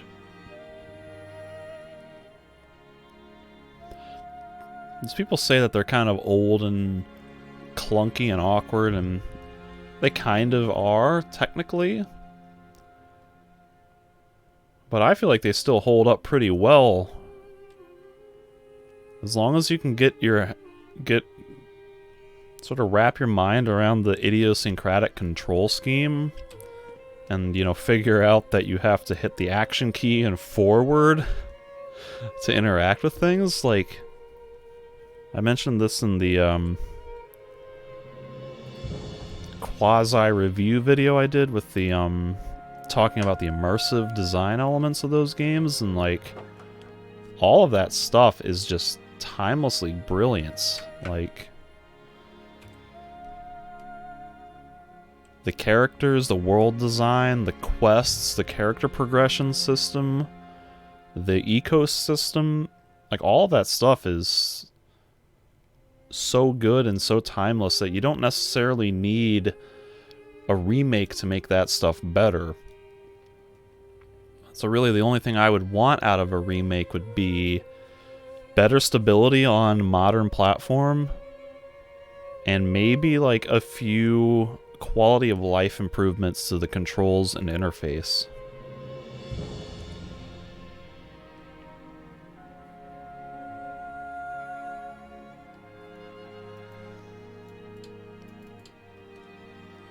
Okay, that would be... If they could, like, restore a bunch of cut content, that would be cool to see as well. Alright, you know what? I'm not even going to bother opening this chest. This is just not worth...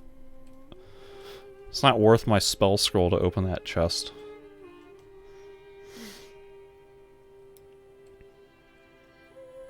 The weirdest thing in Gothic 1 is there's like that offshoot as you're heading up the Troll Canyon where you get the Focus Stone with Diego. There's that one branching path to the right where there's some sort of bandits or something that a lot of them are wearing rogue armor from the new camp, and it's like that was supposed to be another faction or some major quest line or something that obviously never made it into the game, but the characters in the area is still there. That's always been kind of interesting to me.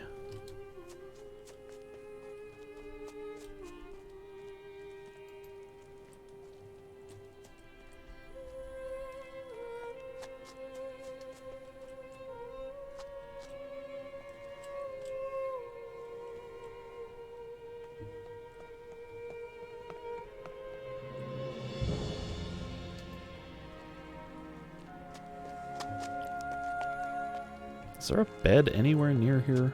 Or do I have to run back to that one building?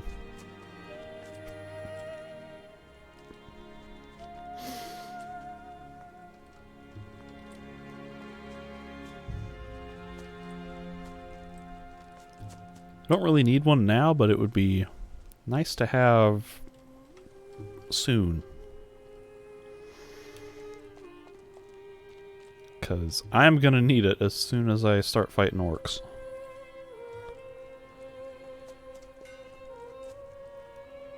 If somebody's hammering on an anvil.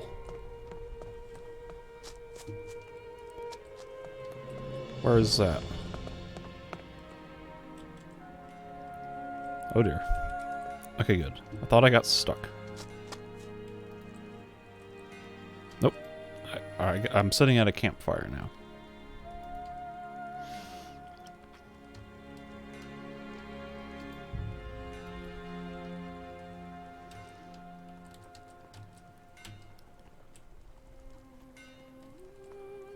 There's the guy pounded on the anvil. Sorry, buddy, but you gotta get lit on fire.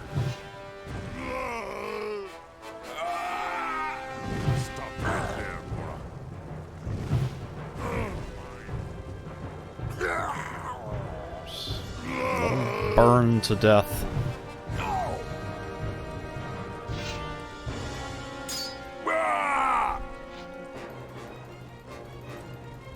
The best thing about killing all these orcs is that these orc weapons are so valuable that I'm gonna be rolling in cash and still not be able to afford anything because everything is so expensive.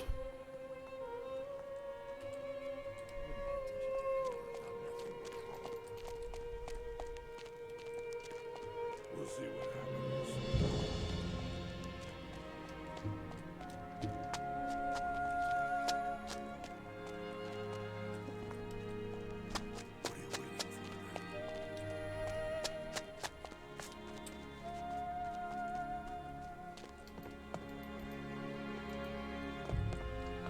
See, like, if we didn't have this sort of clunky combat system and the repetitive nature of these orcs, and they're confused and somewhat shoddy pathfinding, and like all the tedium that comes with this, like this music coupled with this environment,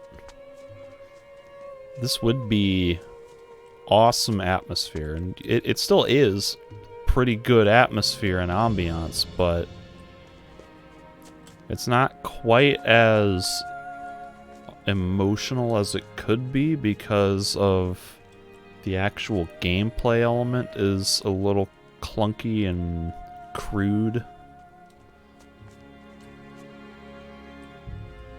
This is like where the soundtrack comes into play and how everyone praises the soundtrack so much, because this is one of the better tracks in the soundtrack, and I sort of complained about Gothic 3's soundtrack in another one of my videos. I think this is one of those songs that is, or one of those compositions, pieces, whatever. This is one of those ones that I think stands out in a positive way. Because if you think about this from the story perspective, this is like the humanity is on the verge of collapsing here. The orcs have laid waste to the capital city and are camped right outside of town. And it can and should be like sort of an emotionally salient thing. But I think ultimately the scene in Gothic 2 when you arrive at the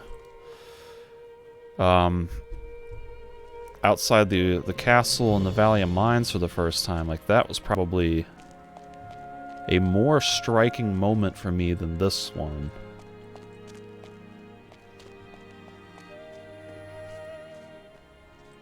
And that's probably in large part just because of the emotional connection I have to the castle and that world from the first game, whereas this is like just some random city to me. So seeing this place torn up and destroyed and razed to the ground is not as interesting as seeing the colony from Gothic 1 completely destroyed. But I do like this song. It's maybe a little too melodramatic, but it's good.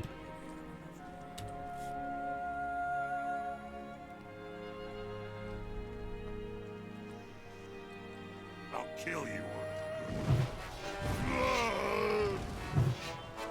I'm gonna try Flame Wave, and I'm gonna get interrupted. Yep. Stop right there, moron. God, I hate Flame Wave so much.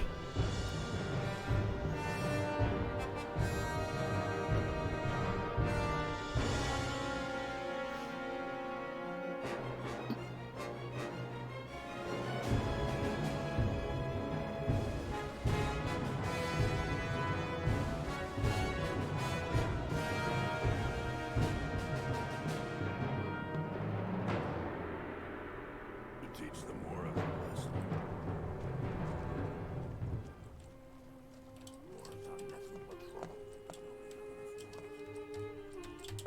Always be firm, that's what I say. It's your honor. That's supposed to impress me. I'll kill you. I do not know what Gothic sequel is.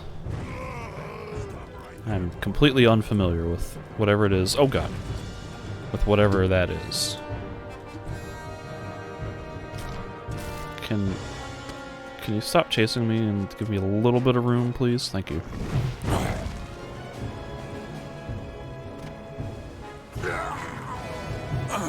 Oh, he interrupted me? Oh, jeez. My hand was in the process of throwing the fireball forward, and I still got interrupted. That's dumb. And now I hit the boxes.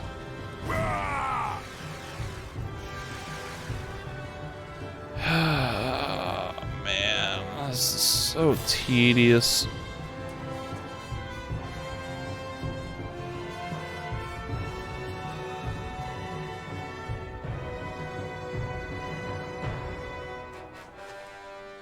Why is the combat music still playing? This guy is still following me. Are you kidding me? No, Go away. that won't do anything.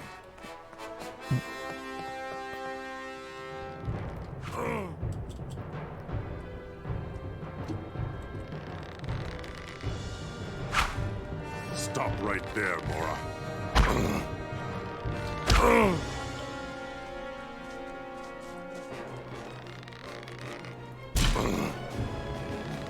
Alright, are we done? Can I sleep in the bed now?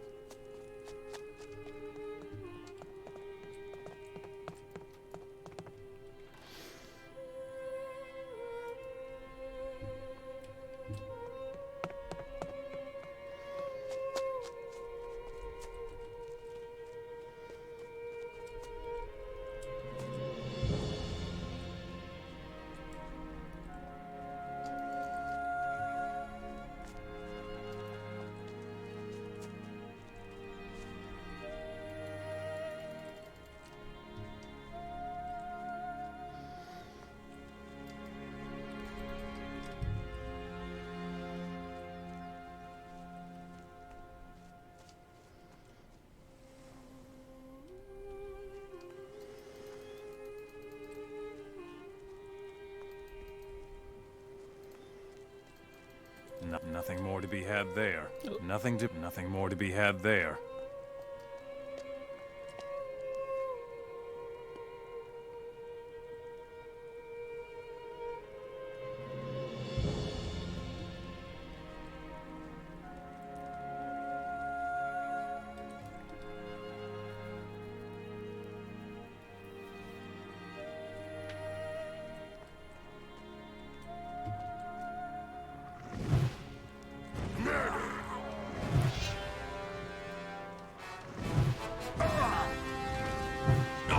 Stop right there, Mora. Ah! Come here.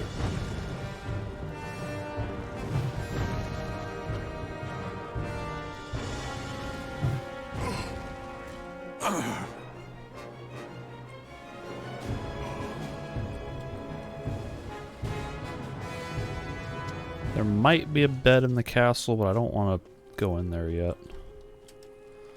Because everyone's going to start talking to me. Which unfortunately means I got to run all the way back here again.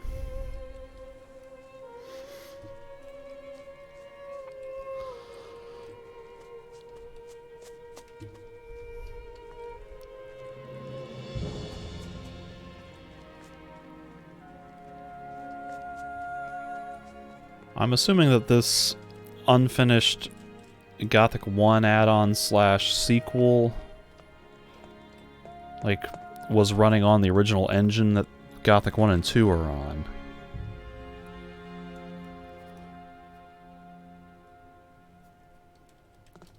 Are you able to summarize some of the key differences that it has from what we ultimately got with Gothic 2?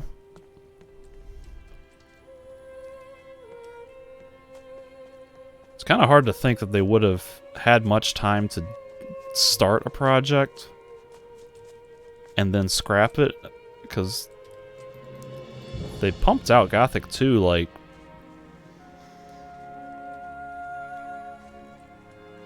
was it like a year and a half or 2 years after the first game. Like, they got that thing out pretty quick.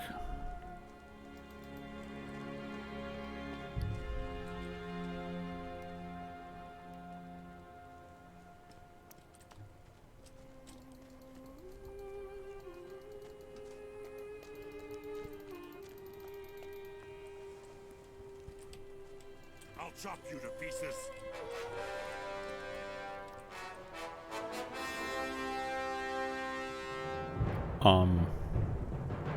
What?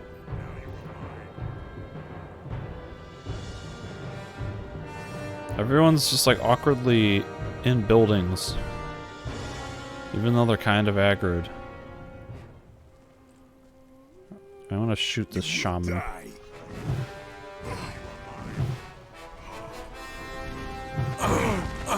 Ow, ow, ow.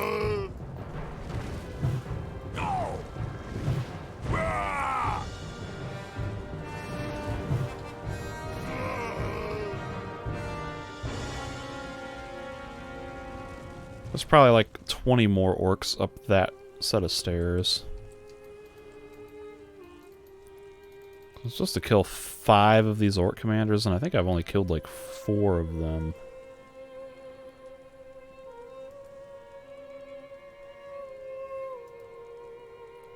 I don't think there's any sort of thing on the quest log keeping track of how many I've killed, but I want to say it was like about 4. Uninteresting. Large chest. I have been conditioned to expect very little from a large chest, but I shall attempt to open it.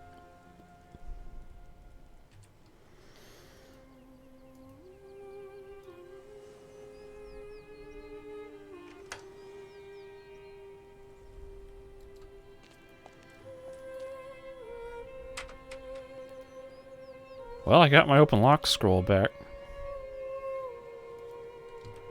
I guess I'll take that. It's a net gain. I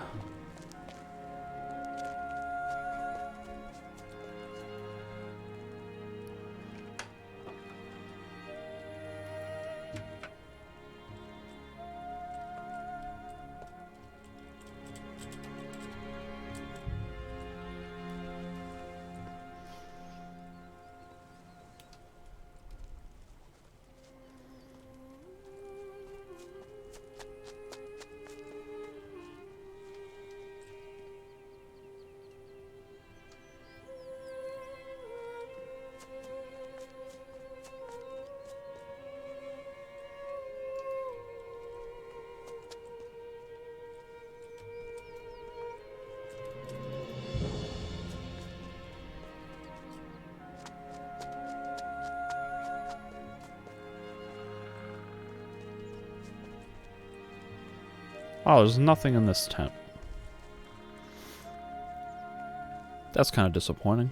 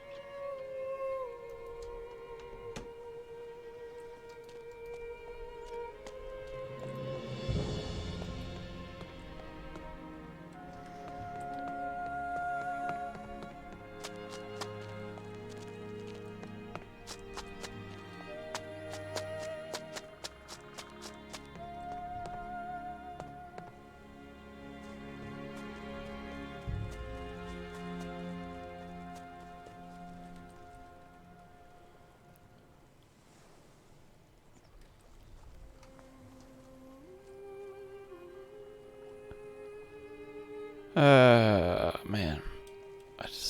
I don't want to fight any more of these orcs. But I have to.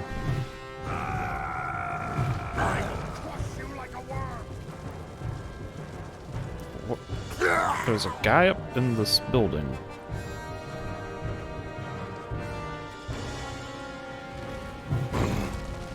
Ah.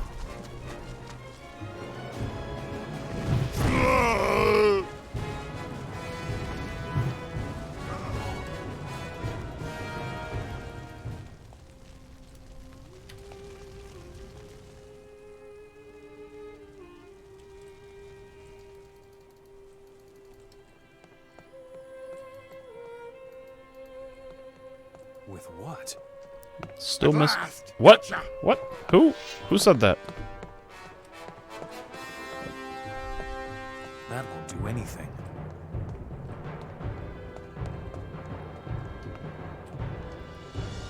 I really have to question how this game's like detection systems work when these orcs get so aggressive when I'm within a physical proximity of them, even if there's like a wall or something blocking any sort of line of sight.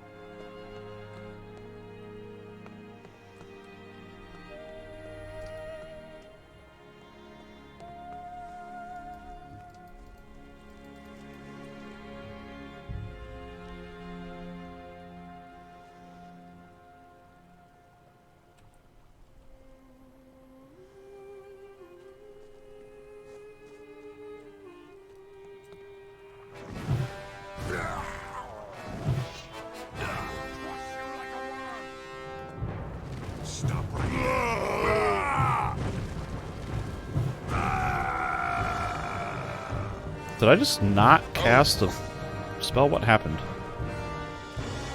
Oh, that commander's glitched out. Yep, he interrupted my... What are you... Why are you shooting? I did not click left mouse button.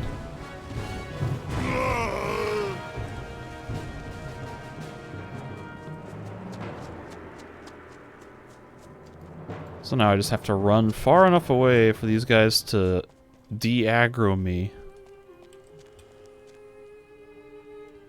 But then I also have to wait for them to walk back to their normal spots.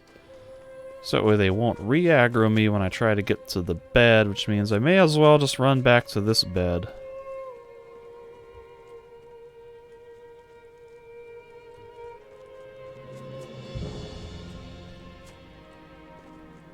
This is like the one crucial flaw with being a mage character, is being so reliant on beds and mana potions.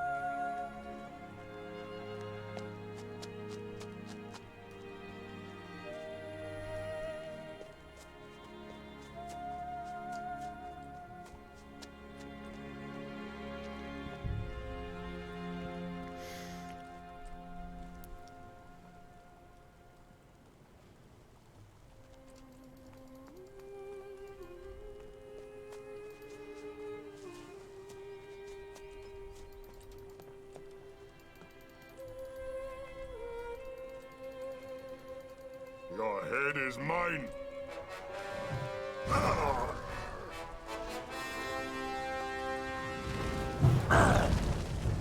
Please run, don't walk.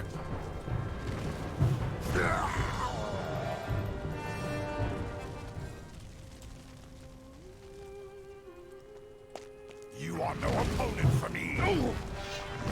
Ow.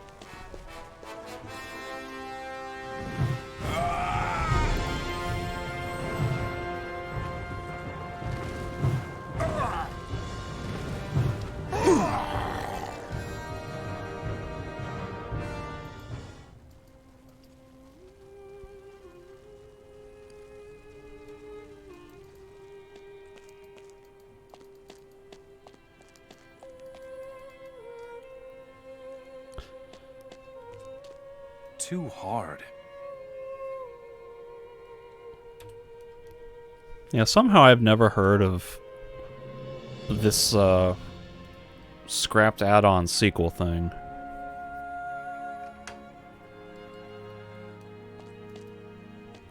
It sounds like an interesting concept.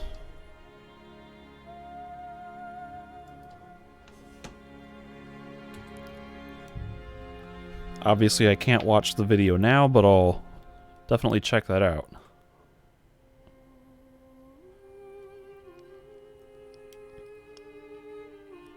Was there some sort of, like, alpha gameplay code lying around that the sequel is being based on?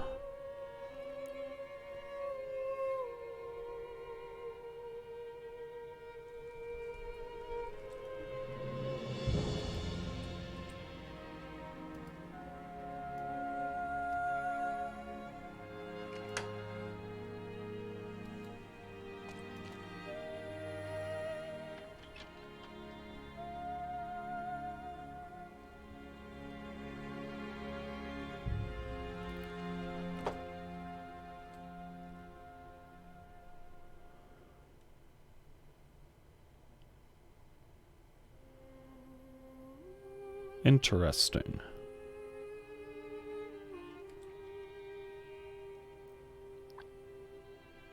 Wonder why it took like almost 20 years for this to leak. From what you describe, it sounds like a pretty major project that they started and scrapped. And somehow, like, we were all completely unaware. Oh man, this is the worst. It's like nothing in this chest. But somehow, like, the fans, audience, like, we didn't know about this until recently.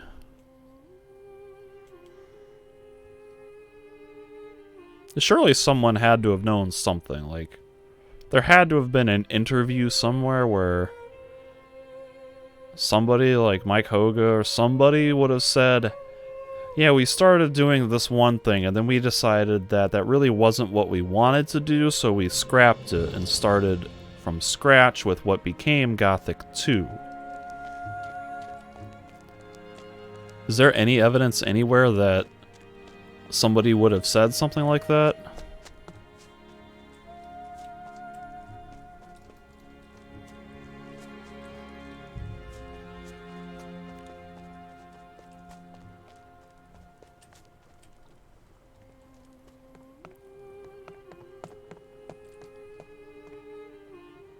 That was the last one.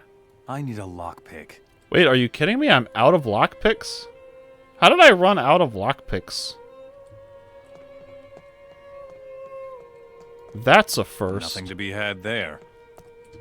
I can't believe I'm out of lockpicks.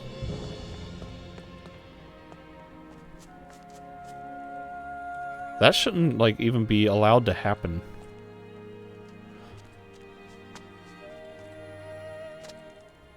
How are you gonna have me run out of lockpicks in a Gothic game? I feel like I'm always drowning in lockpicks in not just Gothic, but like fantasy, open world fantasy adventure games in general. The Elder Scrolls, I've always got hundreds of lockpicks. Now I have none.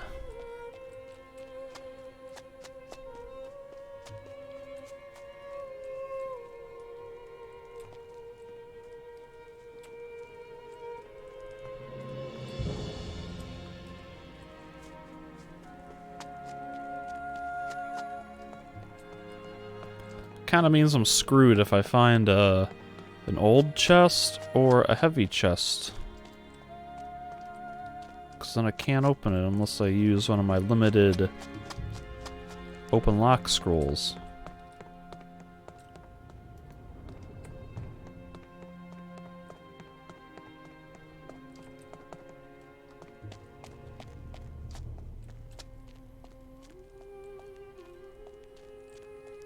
How's it going, buddy? What are you doing up here? All by yourself? Just sitting on a tower? Well, finally. I thought I'd croak out here. What are you doing here? Stupid question. I was stranded here during the fight against the orcs. Now I can't get back to the castle by myself. Well, the path is clear. Come on, move it. I'll take you back to the castle. Are you sure we'll survive? All right. I don't have a choice. Follow me. And suddenly, like, an entire army of orcs spawns out of nowhere for this quest. That would be the worst.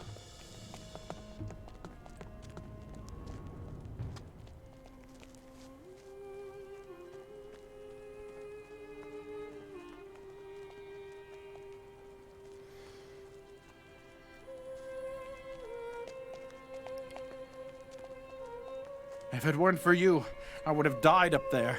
Here, take these healing potions as thanks for my rescue, stranger. Yep. No problem. What else we got in here? Freed slaves. Leave me alone. Don't cause any more trouble here. You know, Don't you have anything Leave me to do? alone. these guardsmen Don't cause any more have trouble no here. dialogue Something with else to me. do.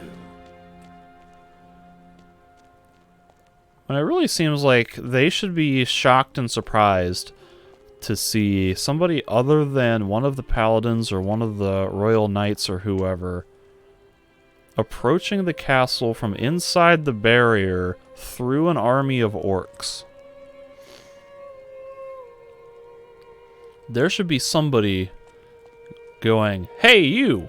Who are you? How did you get here?" Maybe that happens at the other entrance, but those guys, they should be alarmed to see a human under these circumstances. Where's that bed? Is it up here?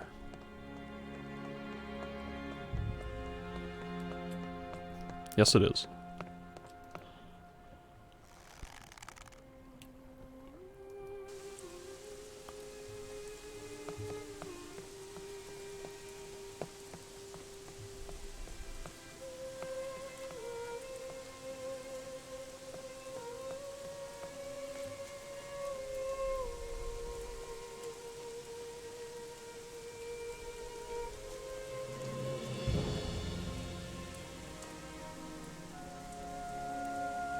Okay. Approaching from the ruined staircase. Let's see if there's more of a reaction from these guys. Nope! They still don't care.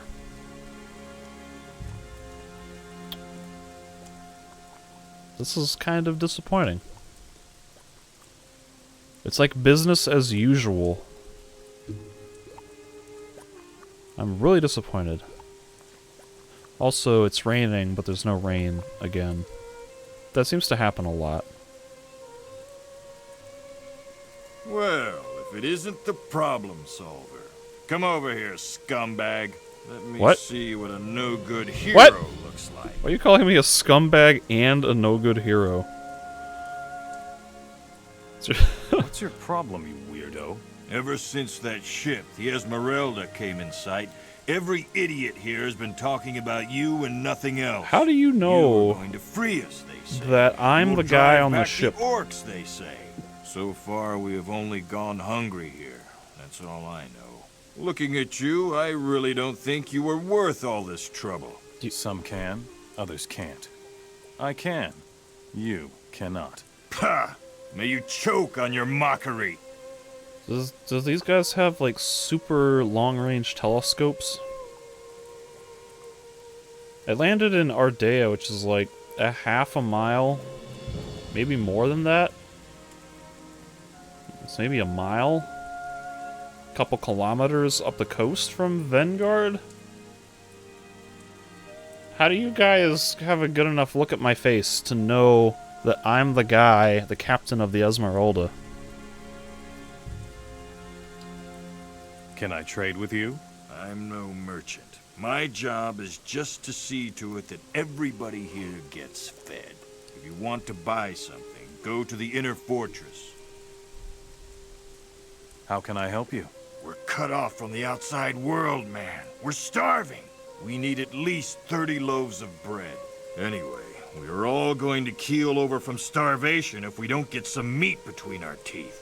We need some 30 chunks of roasted meat. I see. I see. Ay, ay, ay. Where can I get food for you then? Why don't you get it from the orcs that are out there besieging the town? They seem to be much better supplied than we are. Here you are. 30 loaves of bread. Well, I'll be. You brought us bread? Ah, thanks. Here's something that will be of good use to you in the world out there. Mana potions. Hallelujah. Here are your 30 chunks of roasted meat. Unbelievable. You're starting to impress me. Bringing us meat just like that? Here, this might come in handy out there. Go mind your own business. Damn good thing you're here. I heard that a man with a lot of promise arrived from outside. Looking at you, How did you I hear must say that? they didn't exaggerate. I hope the situation out there isn't as hopeless as they all claim. Confound it. How did word get from the guys at that other outpost that I warped into to here?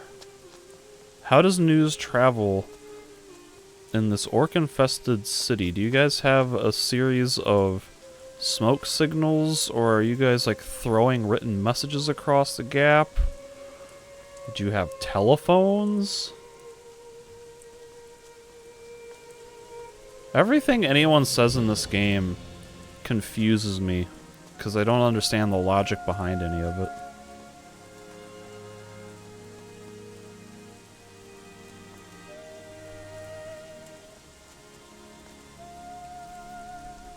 The 5 orc commanders are dead.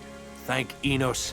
You really are a hero. You know that, stranger. Here is everything I was able to save from the possessions of the city's inhabitants. I will get straight to work rebuilding the city. May Enos light your way. You're gonna be in for a really steep challenge here to rebuild this city, buddy. Everything was destroyed and there are no citizens left. Good luck with that.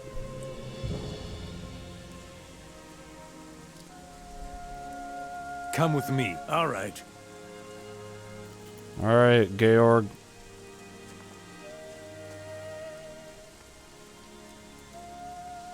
You know what, are these guys trapped here? Like, is the whole point that these guys are stuck in what kind of looks like a monastery or a chapel or something and can't get back over to the castle? Because if that's the case, like, how hard would it be in reality for the people inside the castle to meet near this tower over here and, like, throw a rope or some supplies or something over here for everyone to just climb up?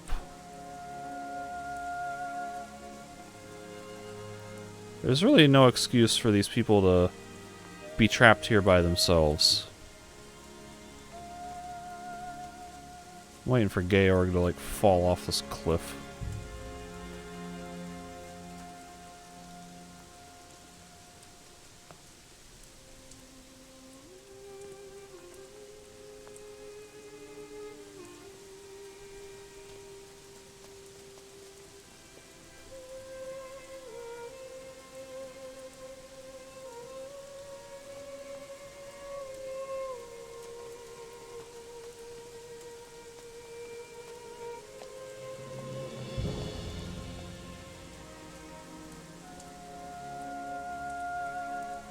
Wait, that's not it.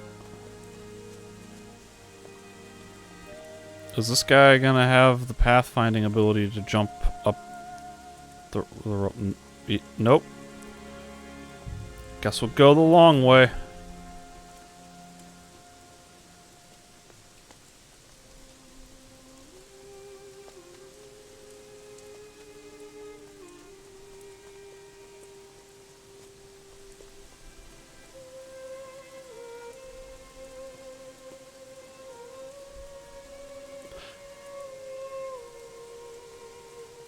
Yeah, a ladder would be maybe even better.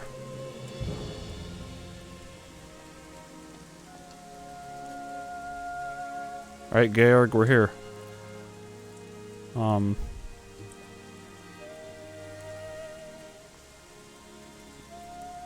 Okay, we're here. What? Didn't this guy have a quest?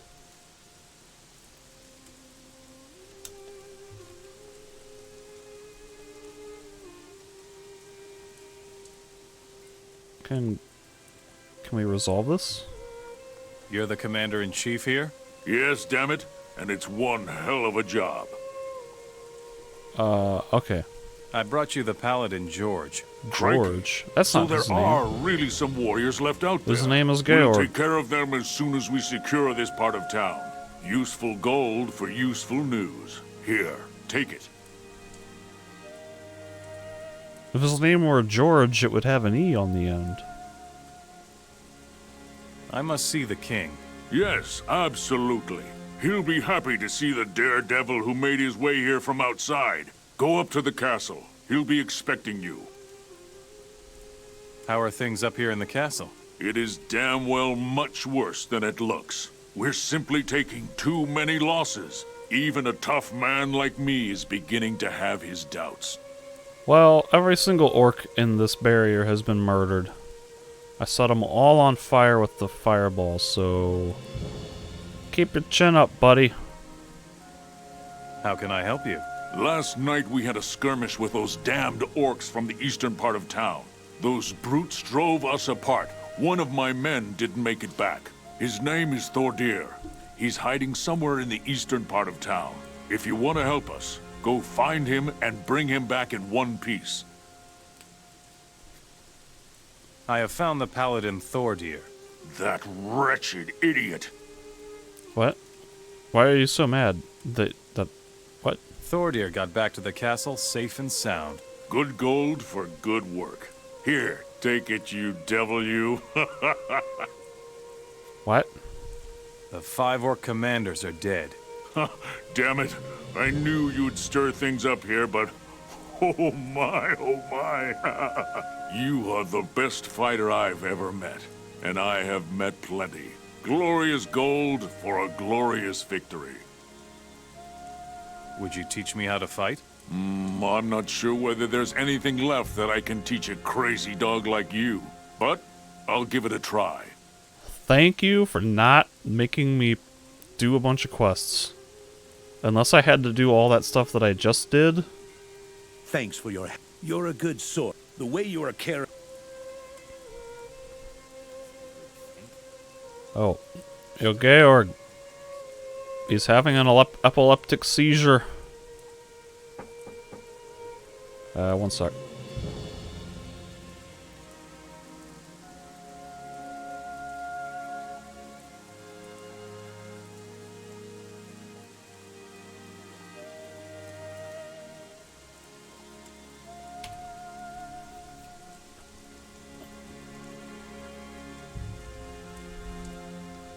There he goes.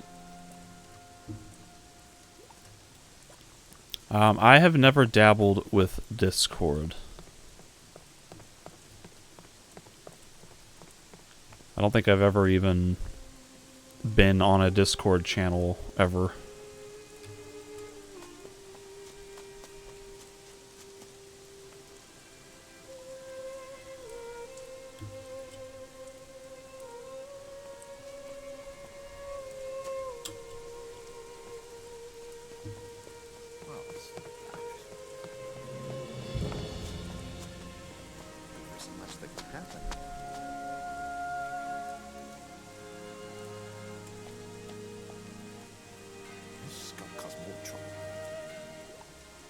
I'm suddenly concerned that there's going to be a bunch of people to talk to and quests to do, and I don't want to do the quests. I just want my skill trainer.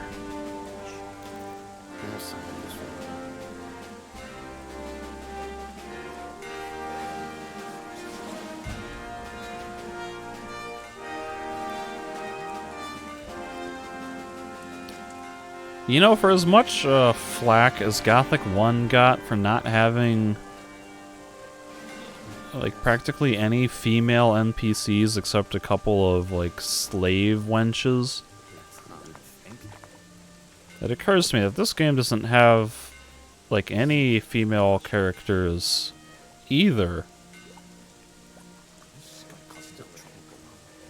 And that's shocking. There's a female rebel here. There's one in Reddick. And that's maybe it. I mean, it made sense in Gothic 1 that there weren't very many female convicts, since I think generally speaking throughout at least American civilization the majority of criminals are men. There's a much higher percentage of criminals are men, but Gothic 2 they had a sensible ratio of female citizens and characters. Now in Gothic 3 there's no women.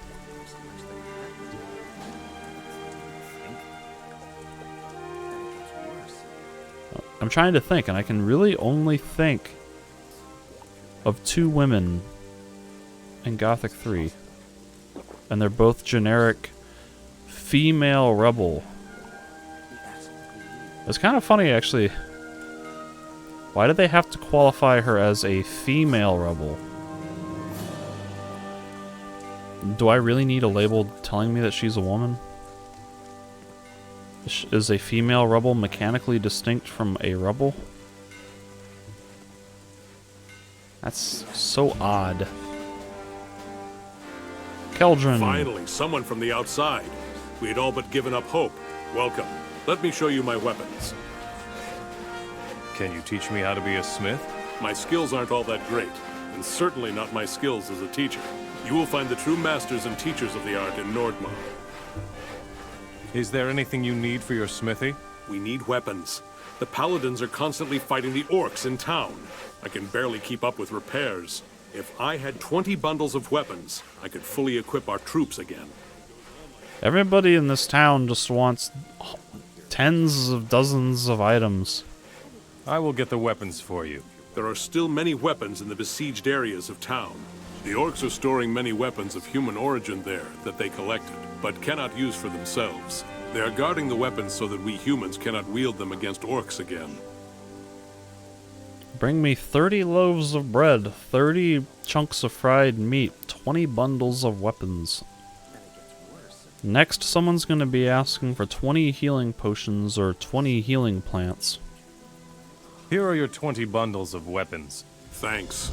If it weren't for courageous people like you, we would have been lost long ago.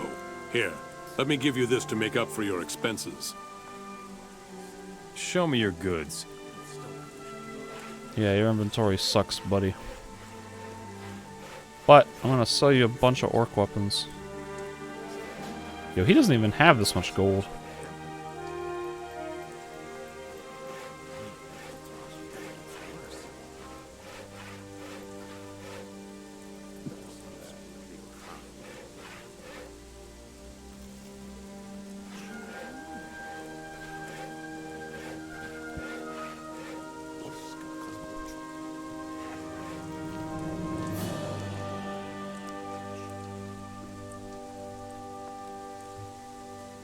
Ooh, a merchant. Show me.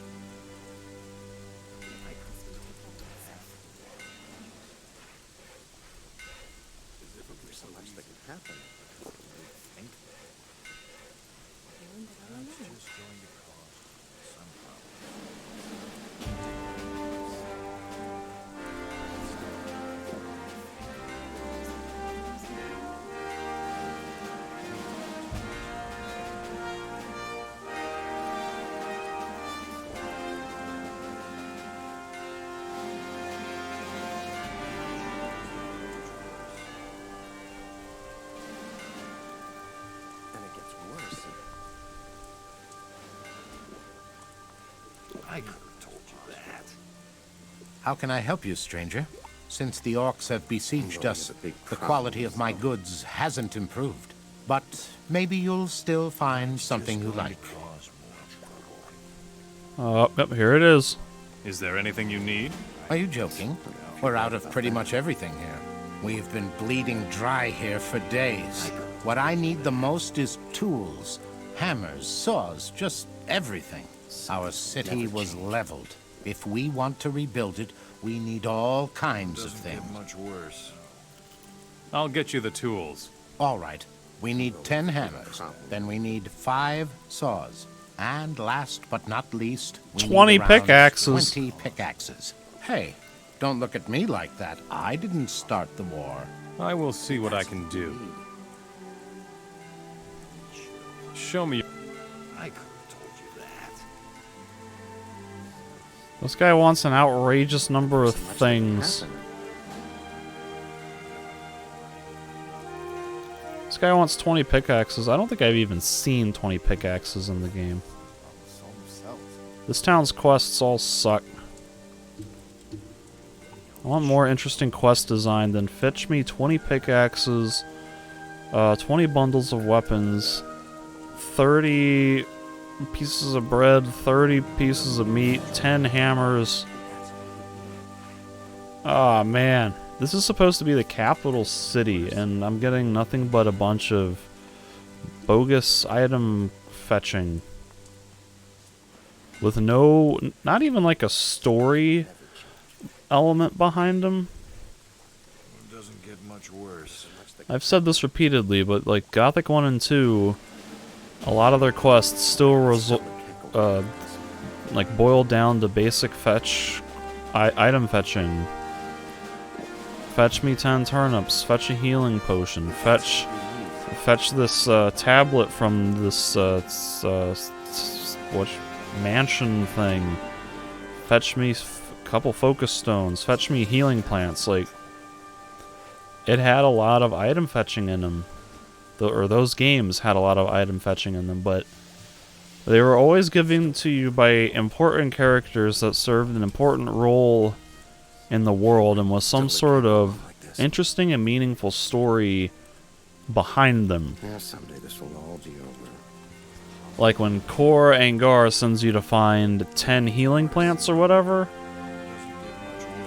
it's because Iberian just had a vision of the Sleeper and has had his powers drained and is dying on the floor, and you need to help heal him. And the quest is given to you by a guy that you've probably spoken to before already, who may have even been training you, possibly as a Templar. So, besides being a main quest, there's a reason why you would probably want to do that quest, to go fetch 10 healing plants from the swamp, even if it is just a dumb fetch quest. This is just like, we need 20 bundles of weapons. You can find them scattered throughout the world, so it's not really like a story quest. It's just, hey, keep your eye out for these things, and eventually, when you accrue enough, come back. That's kind of boring. And Enos gave him a part of his divine power, so that he might curb the doings of Beliar. And the power was fire, and he controlled it as he saw fit. Sweet. Free ancient knowledge.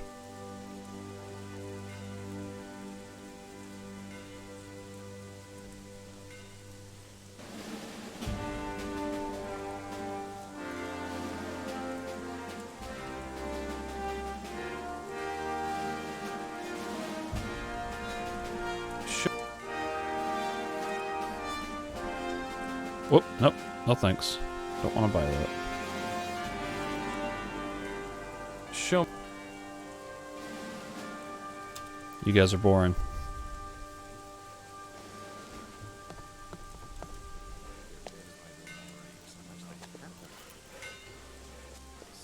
Alright. I know. I could have told you that. Oh hey, there's another female rebel. I learned that all along. Also, I've been noticing this a lot. You see these, they look like wigs. It's hair. A lot of these NPCs have a piece of hair, human hair, like a wig or something, floating on the ground next to them, and then the hair moves around when they move around because it's somehow part of their body mesh or texture or something. Right now. You'd better go now. I see that a lot, and that's a really weird glitch. Like, why is that happening?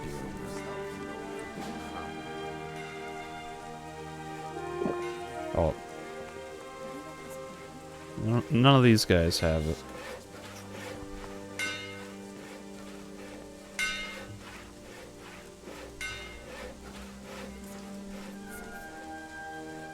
Yep, there you go. There it is. You see? That like piece of hair there was moving around. Why is that? Why does it do that? Why do so many characters have that happening?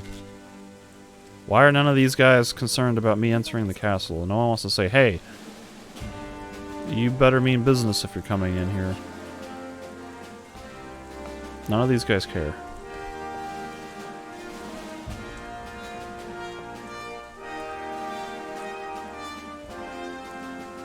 Oh, buddy.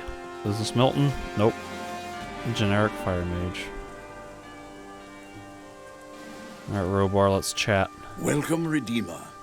Word of your deeds has raced ahead of you. I'm gonna roleplay and be kind of mad. It was your orders that put me behind the barrier in the first place. And thus you could find out who you truly are. It was you who defeated the Sleeper and the dragons of Corvinus. My guards merely gave you a push in the right direction. Yeah. Why Redeemer? Enos himself spoke to me. He said that a ship would bring our salvation. I sent the Esmeralda, and she brought you. What needs to be done? No doubt you have already accomplished great deeds. But if we want to win this war, you will have to accomplish even more. Much more. I charge you with an important mission. What sort of mission? The Orcs have only won this war because they have allied themselves with Xardas. He has used his dark power and rendered our holy runes ineffective. Runes. Now he has ordered excavations in the desert. He is looking for something. I want you to seek out Xardas, find out what his plans are. I see. Don't bother me. What do you want? Why are you so contemptuous? I'm sure you've still got things to don't bother me. He's like so rude now. Now that we're done talking.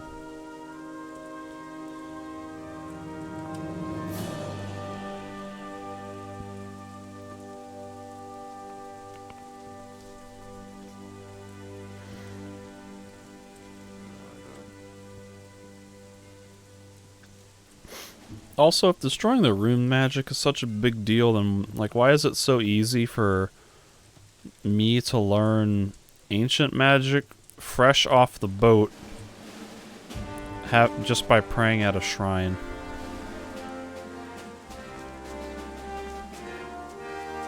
Wouldn't your fire mages who live in monasteries and devote themselves and their entire livelihood to Innos be able to quickly and easily receive the divine blessing of the god Innos to learn ancient magic to be able to fight the orcs? I mean, if I can do it fresh off a boat with no knowledge of anything that's happening on this continent, why can't they? Is it just because I'm the player character?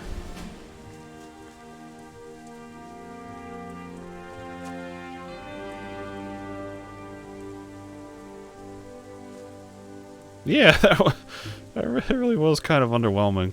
The whole time I was talking to this guy, I was thinking, man, his voice sounds weird. But that really was just like a brief couple of lines about how, like, him imprisoning me with that blanket statement order that all criminals would be sent to the ore mines in Corinus, no matter the significance of the crime, and then being like immediately set to the task to find Zardus. What did he want me to do?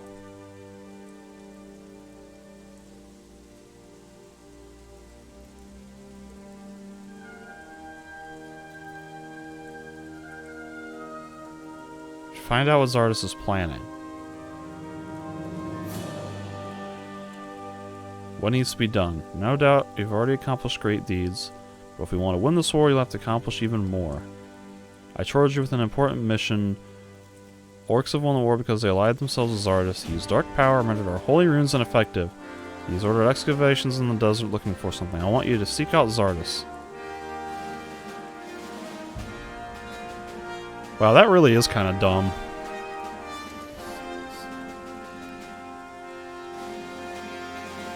From a gameplay standpoint, he's setting me on a quest to do the thing that I've already been doing since the start of the game. I think the literal very first quest in the game, except for maybe Liberate Ardea, is find Zardus. That maybe even pops up before Liberate Ardea. And so finally getting to the king and breaking through what felt like an entire army of orcs. And I get like 4 sentences about what Zardus kinda did, and go find Zardus. Really seems like there should have been a little bit more elaboration. Maybe even a little bit more dialogue from the king about the situation that they're dealing with in the castle. In fact, is there anyone in this city who has really told me anything of significance about the history of Vanguard and what it stood for, how it was before the war, how it fell, what's been going on before, during, and after, etc.? Like, really all I've gotten is a couple of lines from some of those merchant characters outside about how they're strapped for supplies. And that's about it. I think somebody talked about rune magic, possibly, in the castle. For being arguably the most important city in the entire world in this universe, there's really not a lot of interesting world building or lore or details surrounding it.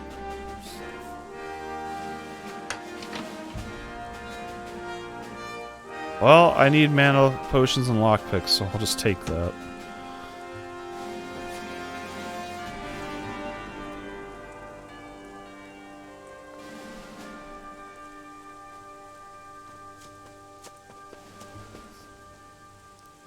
This guy, Charybdo, that's who I need.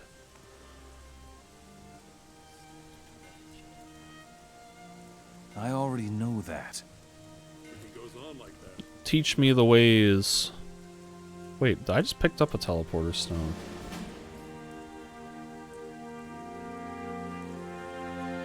Teleporter directly to the throne room. What is this one? No one knows where it goes? Is that the one I just picked up? Huh. How curious. I guess I will use it and figure out where it goes. After I get some skill training from Charybdo. This chest is kind of disappointing, so I'm gonna save scum.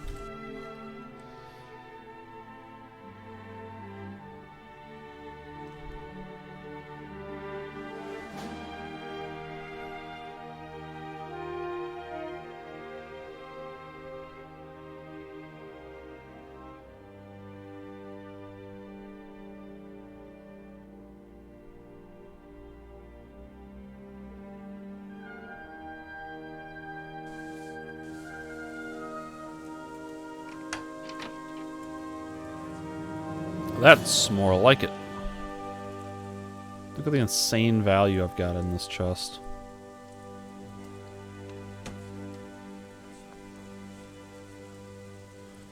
Alright, Crypto, teach me some mana regen. There you are at last. I am Charybdo, the highest fire mage in the realm. Let us not waste any valuable time. We need to talk, Redeemer. I believe this is Deckard Cain again? The Diablo guy? What do you want with me? The rune magic, as we mages knew it, no longer exists. Zardas has done a thorough job. His betrayal of the Order of Fire is unforgivable. We must explore the ancient knowledge and find out how we can work magic again without the aid of our runes. And you must help the paladins find another way to use their magic. Yo, it's really not that hard. You just pray at a shrine, and then they give you their blessing and you learn things. In fact, it's ironic because you people have to teach me the ways of ancient knowledge before I can pray at the shrine to get the spells. So you people already know more than I do about ancient magic and ancient knowledge, and yet you guys are apparently too stupid to get the magic from the shrines. Am I reading this wrong, or do they already know that they can get magic from praying at the shrines?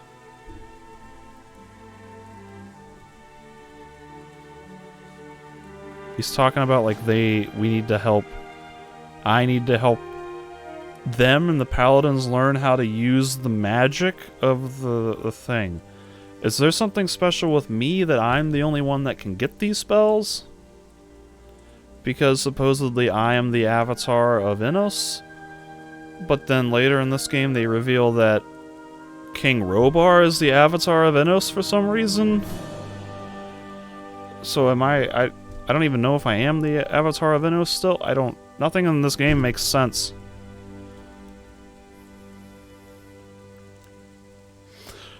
Meanwhile, I have not been into Varant or Nordmar yet. I've just been palling around Murtana so far.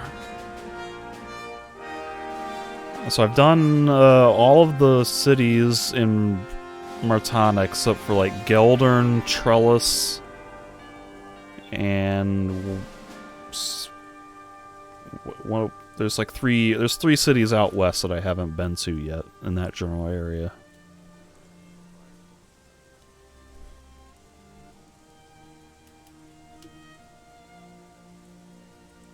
At Gothic 2, they kind of also made you the avatar of Adenos in the expansion. But I don't think... Is there ever any moment when you become chosen by Beliar except if you choose that path in this game?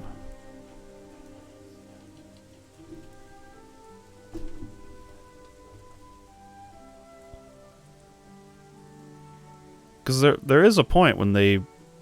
Like at the ending when they say, hey, you have to go kill the avatar of Beliar and/or Innos, and then it turns out that it's King Robar and some Hashishan dude in Varant. So it's almost like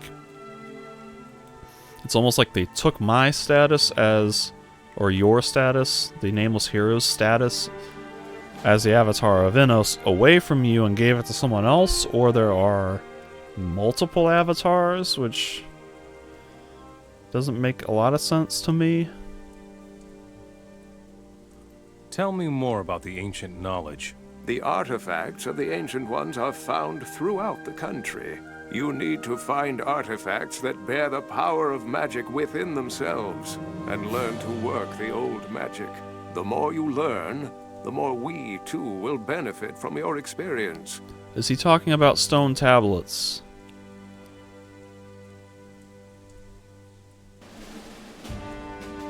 That's the only artifact I can think of. And if that's the case, then I've not really learned much from that at all.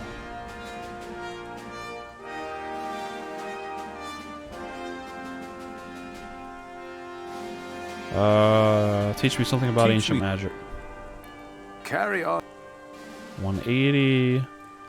185. What? 190. 195. 200. 205. 210. 215. 220. 225. 230. 35. 40. 45 and 50.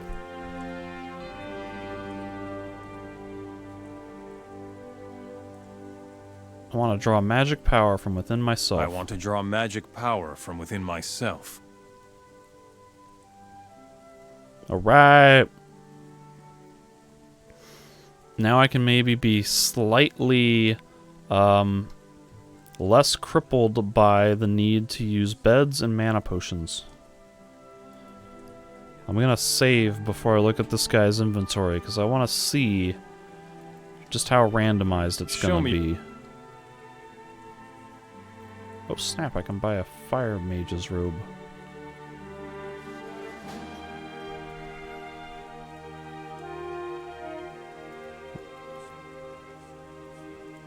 $45, $45, 2015, 3015. Everything else looks kind of generic and standard.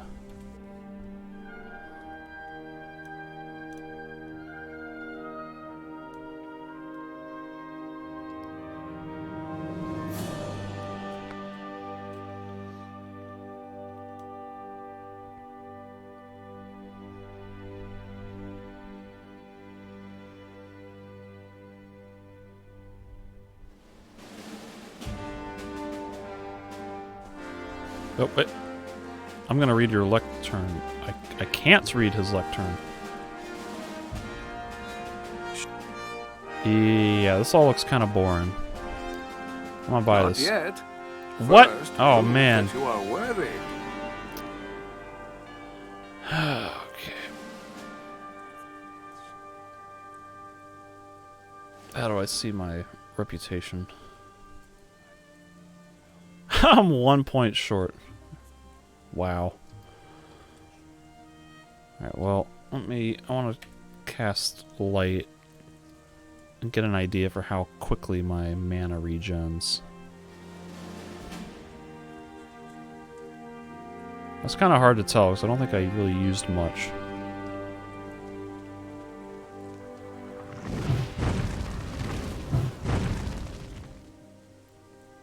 Oh man, that is substantial.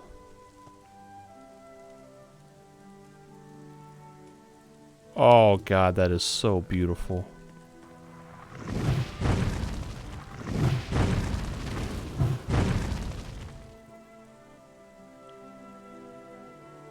Oh. I am at peace now.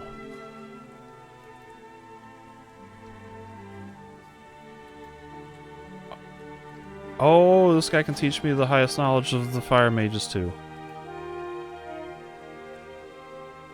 Which will double damage.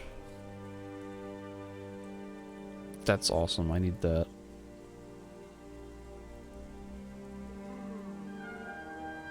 Because I don't know that I'm going to use any of these other spells. Maybe Lightning Bolt would be kind of cool. 1,000 energy damage versus 1,000 fire damage.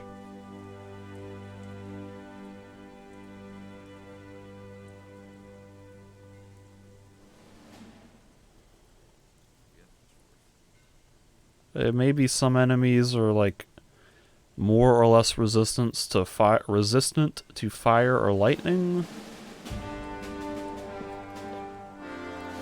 I'm just gonna learn this. Teach me the highest knowledge of the fire mages. This knowledge will lend great strength to all magic spells of fire. This knowledge is the highest gift of Innos himself. The true power of the fire is with you.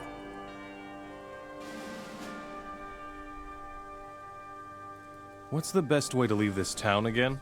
Over there on the alchemist's bench, I keep a teleportation stone that will take you safely out of town. So far, I haven't entrusted it to anyone, or used it myself, because I knew you would come, Redeemer. Okay. Tell me more about the barriers surrounding the city. One must never use a barrier spell frivolously, but nevertheless, when the orcs attacked this city, we had no other choice. The qualities of such a powerful spell are very unstable and unpredictable. Just think of the barrier in the Valley of Mines in Khorinis. What a disaster. You can say that again.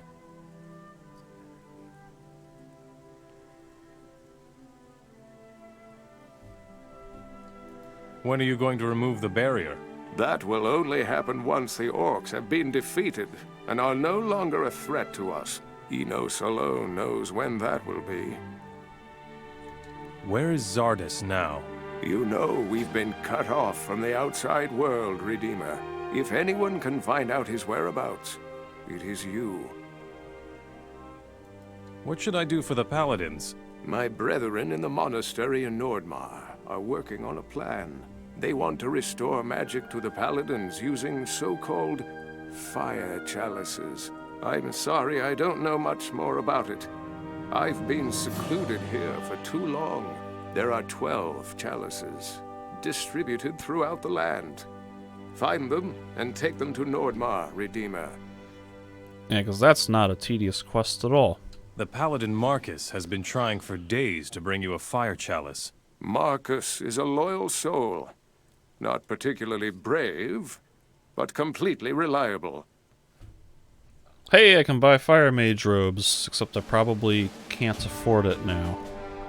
Because I spent all my money on training. Oh, I still can. I'm gonna save before I do that, though.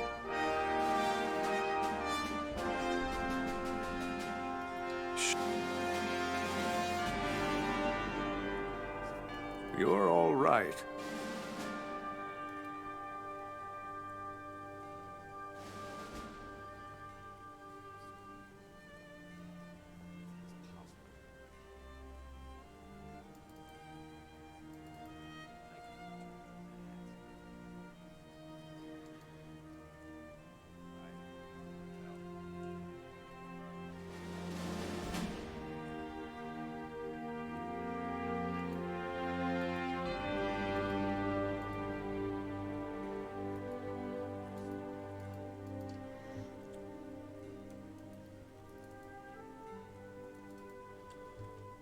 Hey.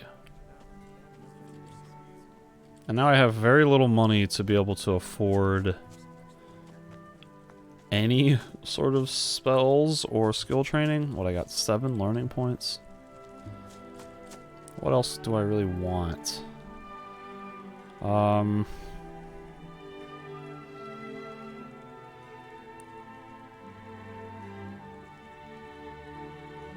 Like, improved robes would be kind of nice. I need to learn some of these alchemy things at some point, but that can wait. I really need to learn open locks. I have enough ancient knowledge to learn literally anything. I don't know who will teach me open locks, so that might be... I might have to learn that from a druid himself. Cut it out. Enough as it is. Enos. Sure, why not? That's all we need. Greg. I could learn Fire Rain.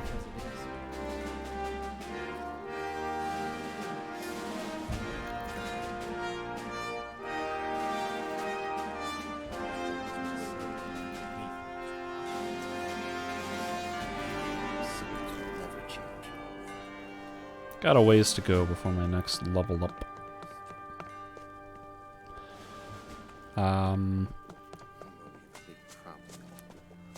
Take my advice. I'm probably not gonna learn any new spells though, because I want to save a little bit for that teleport. And I really just don't have any money.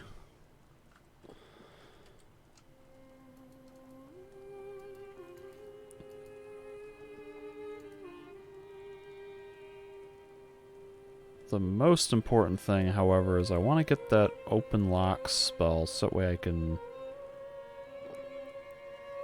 start opening locks.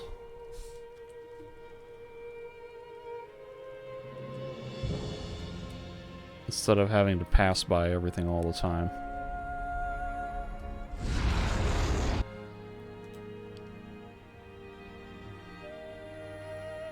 Oh, that just warped me right here.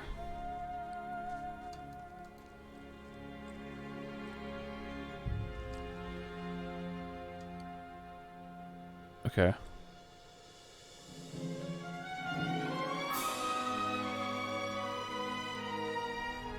So let me run back to Porgan, I think his name was. That one druid outside of Montera.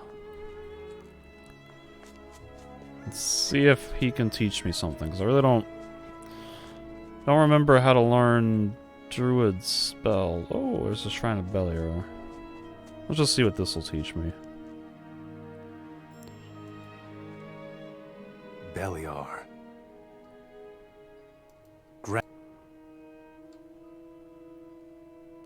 Summon Demon would be kind of cool.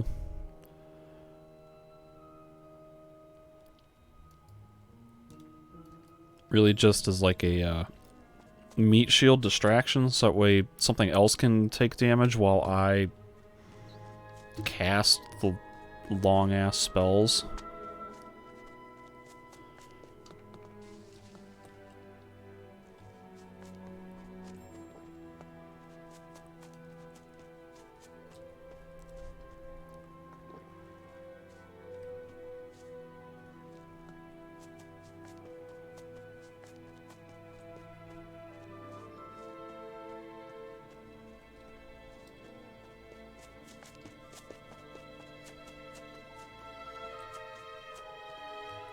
Why does my sprint animation look so goofy with this robe on?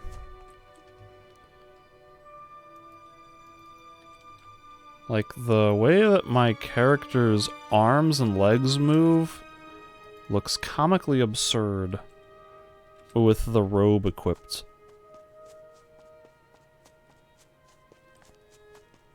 Oh, okay, it's just when I have the fireball out.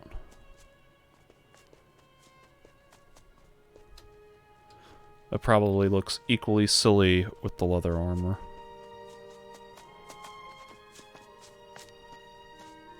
Am I going the right way? It must be. Ripper Beast or Wild Boar. What? He missed! He missed again.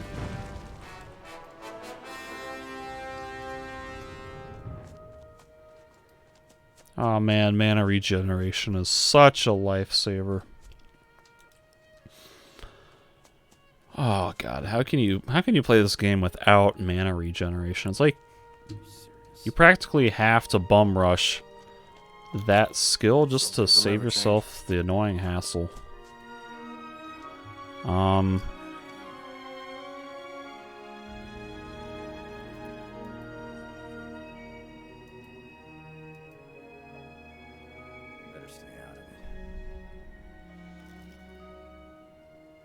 Teach me. This guy doesn't teach me what I want to know.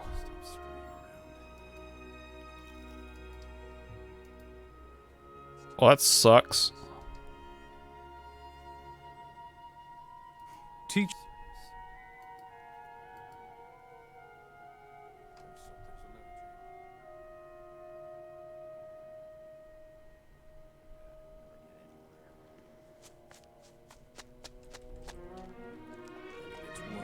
Okay, so maybe there's another druid guy somewhere in like the woods way the hell out here. Somewhere? I don't know. Maybe that guy teaches it to me.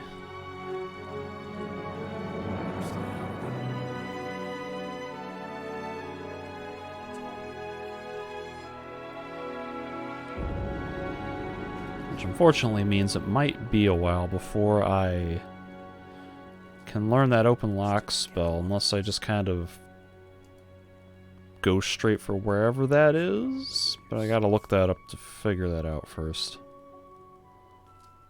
Oh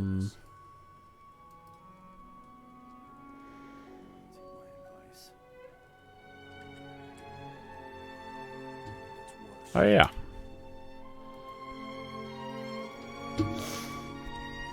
This will probably have to be where I call it quits for tonight. This is a pretty good stopping point. So I just did basically everything that I can do in Vanguard, and really just need to set out to other... Where's my map? There it is. Shouldn't this thing show me a map over here? No, okay. I guess this is the thing. Still, don't like it at all. Why does bringing up the... I press M and it brings up my blueprints. Sure, why not? There it is. Okay.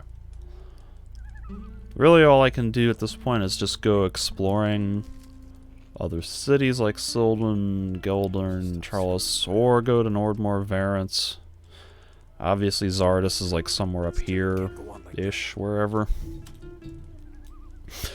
But that stuff I'll have to do later. Because I don't really want to set out to explore new territory at this point. So I'm going to call it quits. So thanks for watching, folks. It's really great having some of you guys in chat. It's a lot more fun doing this when I got people to talk to. So I'll try to play again tomorrow at an earlier time if possible. So once again, thanks for watching, guys. Stay tuned, and I'll talk to you next time.